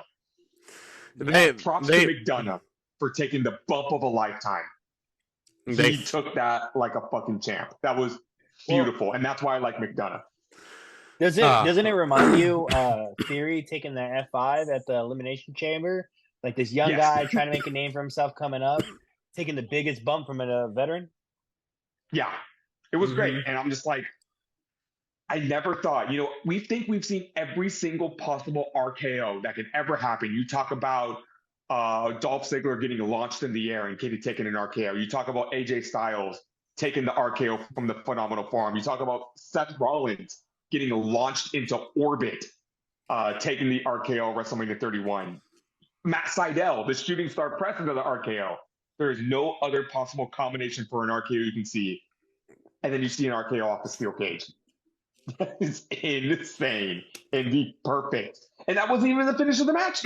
No, because Randy Orton basically picks up Damian Priest, feeds the Judgment Day's de facto leader to Cody Rhodes, and he says, "This is your moment." Cody nails Priest with the... it's weird because Cody stole Priest's finisher again, didn't he? Cody hits the Reckoning on Damian Priest. It's totally not called the Crossroads. Yeah, but... Priest's version is called Hit the Light.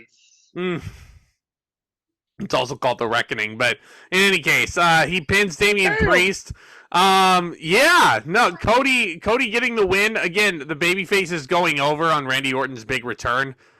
That really was never in any doubt to me. I don't know if I liked this War Games match as much as the men's match from last year with the Bloodline and all those stories that were going on. But I feel like the storytelling last year was a lot better, but I still think there was a lot of good layers to this one. This one gets 4.25 stars for that RKO. Matching it. For that, I loved the storytelling with the briefcase and Randy Orton's big return. And this was a really fun match. Jacob, last thoughts about this War Games match? 4.5 for me, man. I mean, it was like you guys said. Last year's had a lot of substance with that story. This one had a lot of different stories branching, which is kind of surreal in a multiverse kind of world with these stories we live in, right? It's a bunch of branching stories that can go in any way, in any direction, and I think it was perfect. Yeah, it was quite the way to end the show for sure. Yeah. You know what? Yeah, so, baby faces are standing in the ring to celebrate. Yeah, the watermark shows up, and in the back of my mind, I go, "We're safe." The watermark goes away. Cult of Personality hits. Yeah. And you know what? Let's get this out of the way right now. We all know how I feel about CM Punk. We all know I do not like him. I think the way he conducted himself in AEW was blasphemous. I thought all this petty drama around him has been ridiculous. And, I'm tired of hearing about him. I think he's overrated. All of this stuff rolled up into one. And when I heard that music, Zack was there. I yelled, "Fuck." Oh, yeah. The rumors were true. The rumors were true. The rumors were true. And we're going to get into that. But I will say, that was a fucking surreal moment. It was CM Punk for the first time in 10 years. I can't believe you're saying that. I can't believe you're saying that still. Like, I've had a few days to process it, too. Like, this is a guy who has talked so much shit about this promotion for so long. But, yeah. I mean, after thinking about it, should I have really been that surprised? Like, the Ultimate Warrior came back. The Ultimate Warrior came back after holding Vince McMahon for ransom. In like a lot quicker time than CM Punk came back. Bret Hart came back after the Montreal Screwjob. Bruno Sammartino said some crazy stuff about Vince McMahon in the years since he had left the promotion. And then, I mean, he was estranged from them for the longest time. And then, boom, Hall of Fame induction out of nowhere. Yeah. But, and... So CM Punk's music hits. And you know what? I did appreciate nothing from the commentators. And you know what this did remind me of? Bray Wyatt's return in 2022. Except it's not as creepy. It's not creepy. Yeah, it had the same aura, but Punk came out. He addressed the crowd. Of course, the crowd went absolutely ballistic. It's Chicago. And that's how we went off the air. A ton of mystery. And again, I like how the commentators didn't talk, because if they did talk, they could have given some context. They could have been like, "Oh my God, it's CM Punk. It's the first time he's back in WWE in 10 years. What does this mean? Who is he targeting?" Just totally like ruining the mystique of the segment. I will give, let's get this out of the way right now. I give Triple H all the credit in the world for pulling this shit off, because nobody knew this was going to happen. No, which is crazy. I mean, Tomas cannot attest to this because he was too busy having a conniption right in front of me. But basically, I was just sitting there and I just could not believe what I was looking at. Like, it was just really. This is happening. This is happening right now, and it's like, it's something I never thought in a million years that I would ever see. And in this day and age with social media ruining shit all the time, like, again, give Triple H massive amount of props. And, Right. Tomas might hate to hear me say this. Give Punk props, too, because Punk told only a minimal amount of people about this. They kept this they kept their cards so close to the vest. And then when they revealed it, it was like, would have been ruined. What the hell is going on here? The biggest surprise ever. How do you feel about CM Punk returning to WWE? Yeah, this is the whole reason why Jacob was brought on, not just to talk about Survivor Series, because CM Punk is the guy who, I'll just let you talk about him because, he's your boy. He's your boy. The floor is yours. Yeah, man. I mean, I was, my wife and I, we left watching these pay-per-views together, which is phenomenal. I absolutely love it. And there's only been a few pay-per-views where I'll either, go like, yay, whatever, like that TikTok, hooray. I might have like cried or teared up on one or two of them, like rewatching WrestleMania, like Bianca's entrance and all that other fun stuff, things that get you emotional. Yeah. But I've never once been, holy shit, and like I scared my kid that was with me. I yelled so freaking loud. My beer fell. I was no fucking way. He wasn't joking when he said that. No, that wasn't a gimmick. Yeah. It definitely not. I'm not over exaggerating to where my wife was like, well, what happened?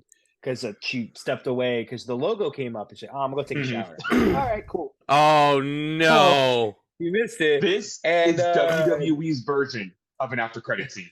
100%. I saw it and I was like, maybe you guys are you're about the same age as me, right? Back in the day when you had super long loading screens like on a PlayStation, you would like look away and go, I ain't paying attention to you, and it maybe a low faster, right, kind of thing. I'm thinking that with the credit, I'm like, I'm not expecting it. Punk's not going to show up, sure, whatever. And then, bam, he goes off. I don't like the remastered version of Cult of Personality. I do. I do. I don't mind it. I like listening to it. Like, I saw that they had uploaded like a week ago or so, and I was like, oh, that's cool. I'm going to re-listen to it. Why not? Yeah. And, but him coming out to it, it's a little weird. I just thought it was super cool. They're doing the Taylor Swift formula, man. They're just they're going into the studio and personality Living Killer's version. CM Punk's version. CM Punk's version. The shit was off the roof, man. I mean, X blew up, Threads even blew up. Like I was on my phone, like trying to see if I'm missing anything. Like people in the arena trying to live stream or upload it because apparently, I don't know if you guys are going to talk about it or not. There's a lot of things that weren't shown by the cam. That were definitely shown by people's phones. Whether in the cage, out in the cage.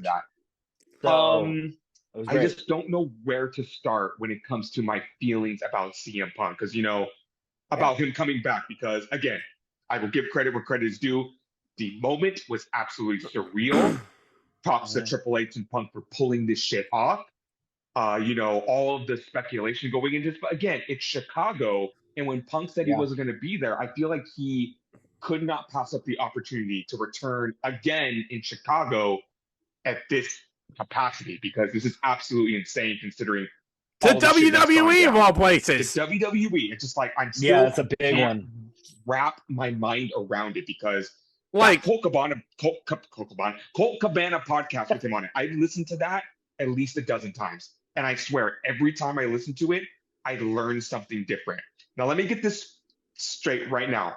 My feelings about Punk have not changed. I'd be a hypocrite if I came up here right now and be like, yay, he's back, yay, yay. We talked about the initials. It's a little frustrating to me.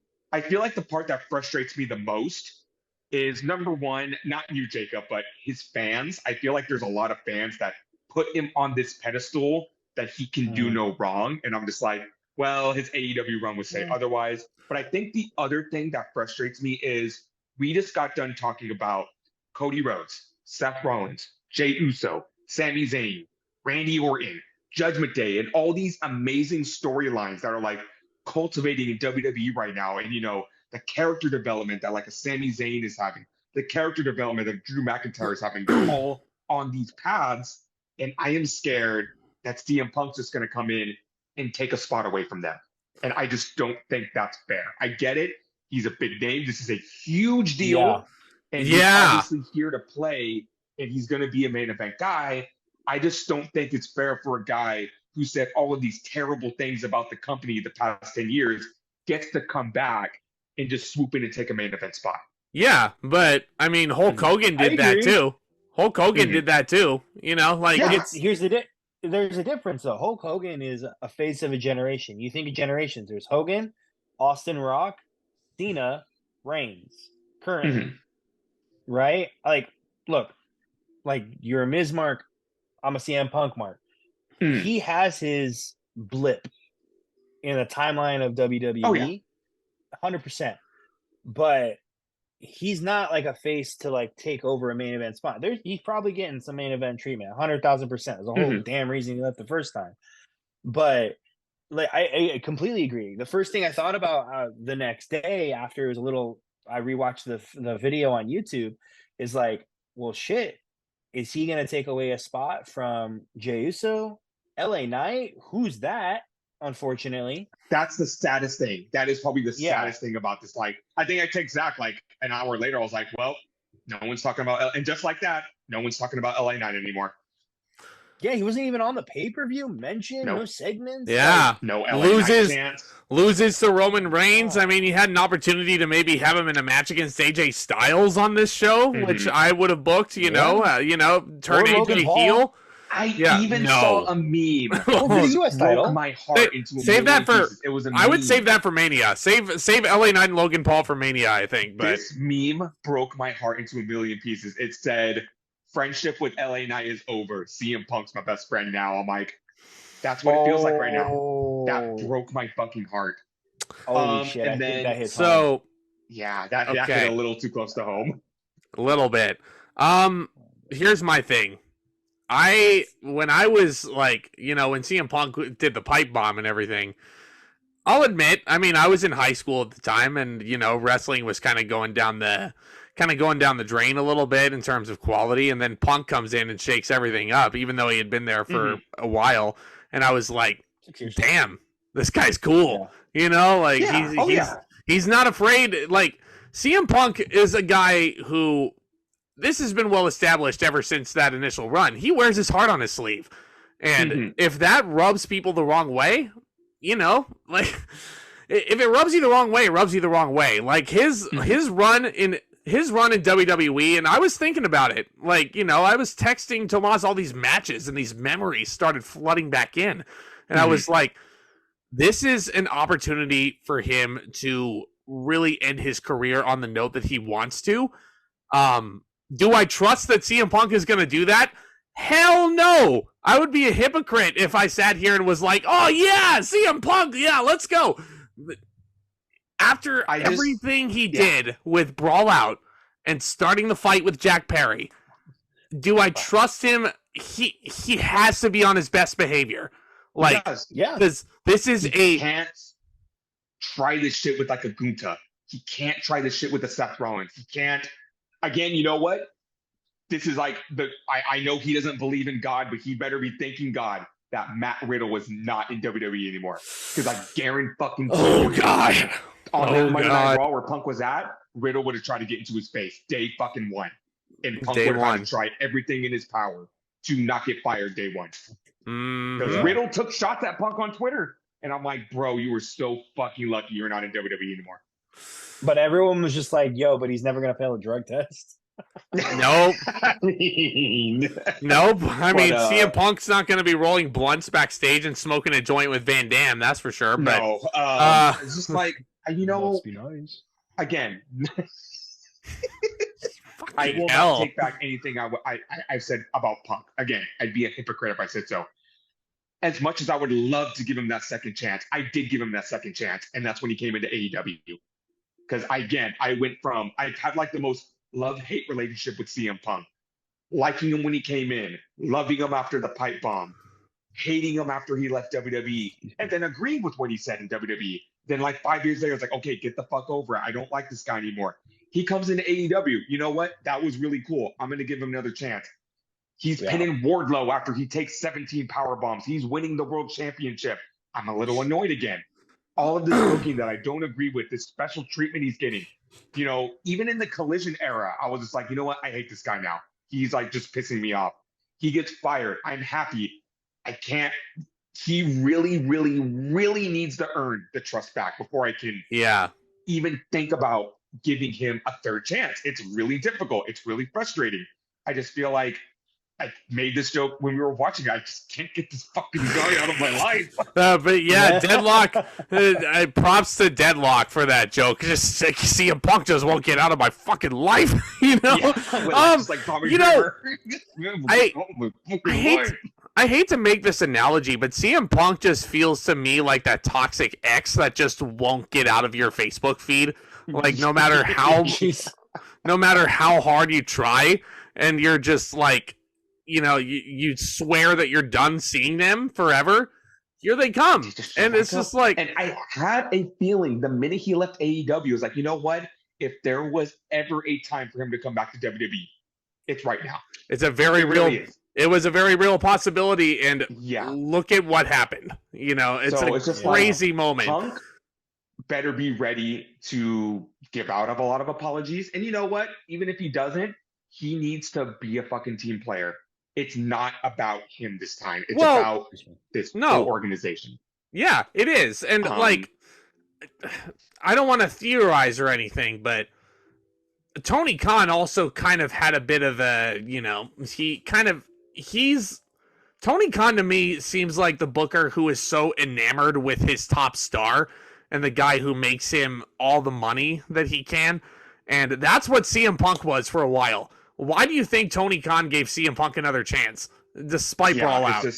You know? And you know what? I think I've really come to the conclusion that I do not like Tony Khan. I think he is a big baby mark that does not know how to run a wrestling promotion, if I'm being perfectly honest. But, you know, and again, he gave Punk all this preferential treatment. I think it was that aura that also rubbed me off about him. But Jacob alluded to this earlier, the fan videos. So there were 3 in particular. The first one was pretty funny. Randy Orton grabbed a steel chair and he sat in the middle of the ring, and him and Punk just waved at each other because Punk was mocking him with the pose. And Orton was just like, hi. Drew McIntyre. Apparently, Drew McIntyre was very pissed. Apparently, he stormed to the back. We don't know if this was Punk related, but apparently he went straight to his dressing room and just slammed the door. He put on a hoodie and he just left. I heard about that. I feel bad for McIntyre. He might have been so fucking bad for McIntyre. But like again, in this day and age, it's like, can we really tell what's a work and what's not? You know, it's like again, we don't know. Again, this was backstage and this was not filmed. Right, if but Drew, it was a work, it would have been filmed. It would have been in an environment where it could have been filmed. But here's the thing about McIntyre that, like, just really, I get it. This guy can't catch a break. He is given the main event of WrestleMania, the whole world shuts down. He comes back. It wasn't his time with Lashley. And he's given this shot against Roman Reigns. Roman Reigns is a thing now. They don't want to stop his reign. He is starting to build momentum again. CM Punk. It's like this guy is never going to get his time in the sun. It's a perfect analogy because I actually read through Drew McIntyre's book that he put out a couple years ago. Great read if you haven't gone through it yet. But he has compared his career to Charlie Brown always getting the football pulled away from him. You know, every time you think that he is going to hit the mother lode and the holy grail, Lucy just pulls it away from him. You know, and if he's frustrated, I get it. And this isn't CM Punk is taking away his spot. No, it's just like you see this happen, and you just it's frustration on his half. But one person, the Seth Rollins match. That's Rollins video? Oh man, Jacob, I wanted to ask you about this. So. Fan video did catch Seth Rollins, and he was not happy. He was not happy to see Phil. You know, what was in that video, Jacob? What was in that video? Yeah, man, freaking just the saltiest of saltness coming from your face, your champion. Like, who rips off a guy coming back in his hometown, regardless of your feeling? You are supposed to be, calm, cool, collected, everything else, and you're over here going, fuck you, I hate you. he better leave. Well, I'm gonna kick his fucking ass. I mean, he like, oh my god. He did call CM Punk a cancer in an interview at one point. He was like, yeah, well, get out of you still mad. Get out of my industry, you cancer. Go away, Phil. Billy, go away forever. Go away, you cancer. What? Yeah, sounding like he's a fucking Midwestern old lady. Yeah, why do you sound like, Tomas, why do you sound like Danhausen when you try and imitate Seth Rollins? Oh my god. That's awesome. So obviously it looks like this is the direction that they're going in, is Rollins and Punk. Yeah. You know what? Yeah, the Rollins thing. It fooled me. Can I say this? The Rollins thing was 100% a work. Like, there's no way. Like, in the beginning. Yeah, after hearing all of this, I'm Even watching the video at a house show, he cut a promo on Punk. And I'm yeah, like, okay, it's a work. Rollins hasn't admitted he does not like Punk. He does not take back anything he said about him, but he's willing to do business with him because of the money involved. Yeah. He doesn't like Logan Paul either, and look what he put together with him in Mania. So obviously, this is the program that they're going into. Here's my theory. Everyone's saying WrestleMania. No. I don't think Punk deserves to be handed a WrestleMania main event after everything he did. Make him earn it. Do this match at the Royal Rumble. That's a huge match for the Rumble. Well, I mean, if he does get the Mania main event, I would have Rollins beat him. Beat him and retain the title. On his back. 1, 2, 3. Yeah. Exactly. Because you think about it, if Punk beats Rollins, that would be like Hulk Hogan coming in after all these years and beating The Rock because, he's Hulk Hogan, So regardless of if you like him, if you hate him, I think everyone needs to agree after everything Punk has said and did over the years, he 100% does not deserve to just waltz in, get a WrestleMania main event, and get the world title. Yeah. I feel like that just promotes bad behavior. Regardless, though. A lot of people backstage the wrong way.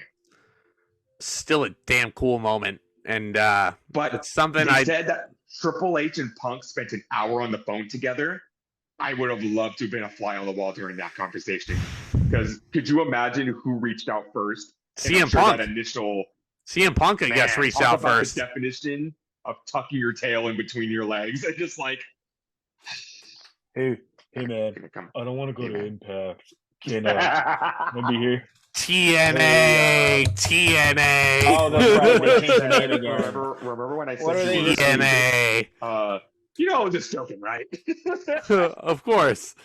Hey, you remember when I said I didn't want that match with you at Mania? Yeah, that was just to get Brian over. I definitely love you. Yeah. Here's the thing. From re-listening to that podcast, we also have to remember this is not Vince's WWE anymore. No. I feel like a lot of the problems that stemmed from Punk are like 99% because of Vince. Vince is the one that wanted him to work while he was there. Vince was the one that didn't want to give him time off. Vince was the one that never wanted to give anything to Punk that he asked for. But now that Vince is not in the equation, I know Triple H and Punk have always had beef. They've always had heat with each other. But I feel like Triple H said it in the press conference, even though it was a little hypocritical. He said, if you're still the same guy you were 10 years ago, then you're doing something wrong. But at the same time, look what Punk just did this year alone. I feel like, again, Triple H has got to have somewhat of a leash on him. Yeah. And be like, prove to me that we can work with you. And then we'll see where it goes from here. Apparently, it's a 3-year deal. So we're going to be seeing what Punk can do in those 3 years. Yeah. 6? That's what I read. Damn. I heard it was 3. So Punk's going to be with this promotion until he's getting near 50. I mean, look at half the roster, man. Yeah. You got to, again, this is a fact of life. This is not, perspective whether you like him or not. He is injury prone. So I feel like he can't do the house show circuit. He shouldn't do the house show circuit if he wants to remain healthy. And again, Raw's, SmackDown's, pay-per-views. That's what they got to stick him to. Because apparently he's a free agent. And so was Randy Orton. Apparently Randy Orton's going to be on SmackDown this Friday. And so is Logan Paul. That's going to be interesting. Yeah. I want to see Randy Orton RKO Logan Paul. But that's oh my God. I'll call Give you me immediately if that shit happens. Off topic, but give me Randy Orton versus Roman Reigns at the Rumble for the title. But I would love that. I would love that. But yeah, return of CM Punk. I wanna. I don't know, man. I really, really, really hope that this guy is humbled and he means what he says when he, has changed. I'm not going to take anything back that I said about him because that would make me a hypocrite. I'm going to make this proclamation right now because Zack, you have seen me on AEW reviews curse Cody Rhodes' name. Can't stand this guy. I'm sick of his booking. I'm sick of his promos. He's just getting on my nerves. He's annoying as fuck. He came back to WWE and I became one of his biggest fans. And I'm not just saying because he came back to WWE. The moment was amazing. The match was amazing. When he tore his pec and wrestled with the torn pec, I was like, he won me over. He instantly won me over. I am making this proclamation right now. 1 year's time from now, next year's Survivor Series, if Punk can be on his best behavior, if he can put on good matches, if he's not holding anyone back, if he's not being a pain in the ass backstage, I will eat a big slice of humble pie. And I will say, you know what? Me too. Yeah. Jacob was right. Jacob was right all along. Yeah, but I'll do the rock smell. Go. I know. You smell that? Neither do I. I know. As it sits, Survivor Series War Games 2023, very compelling show. I'm gonna go 8.5, which isn't as high as I gave last year's event, but I think both War Games matches definitely propelled this to the next level. Dragon Lee Santos Escobar could have been better with more time, but you had a great Gunther Miz match, which I don't think is being given nearly enough credit. And not one, but two great returns for the price of one. So 3. Don't leave my boy Archizzle out of this. 3 great returns. Archizzle. Did he bring a plate of spadas with him? No, but I saw him outside the building yelling at some pigeons. Anywho, I'm going to give this show an 8 out of 10. I thought it was very good. The mid-card, really good Gunther Miz. Escobar Dragon, good showcase, but, wish it could have been more. And Ripley and Stark was just, it was all right. But the bookend, the show really bookended really well. The 2 War Games matches were really great. And again, don't like him, but the moment of Punk returning was fucking surreal. We'll see where this goes from here. We are in a brand new era of wrestling, I think. I don't think, because here's the thing.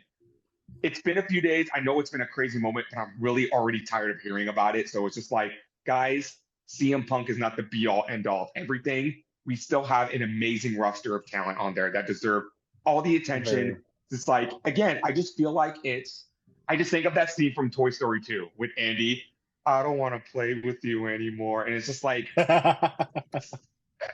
Priest and Balor and Rollins and McIntyre and LA Knight and Rhodes. It's just like, we've been supporting these guys. Like, don't forget about them. Like, they deserve all the attention, if not more than Punk. So, I'm with you. Final thoughts on Survivor all the Series, love Jacob? in the world. Yeah. Well, what'd you think, Jacob? I mean, I'm gonna go higher. I'm gonna go 9 out of 10 on this because of the Punk, the surreal moment.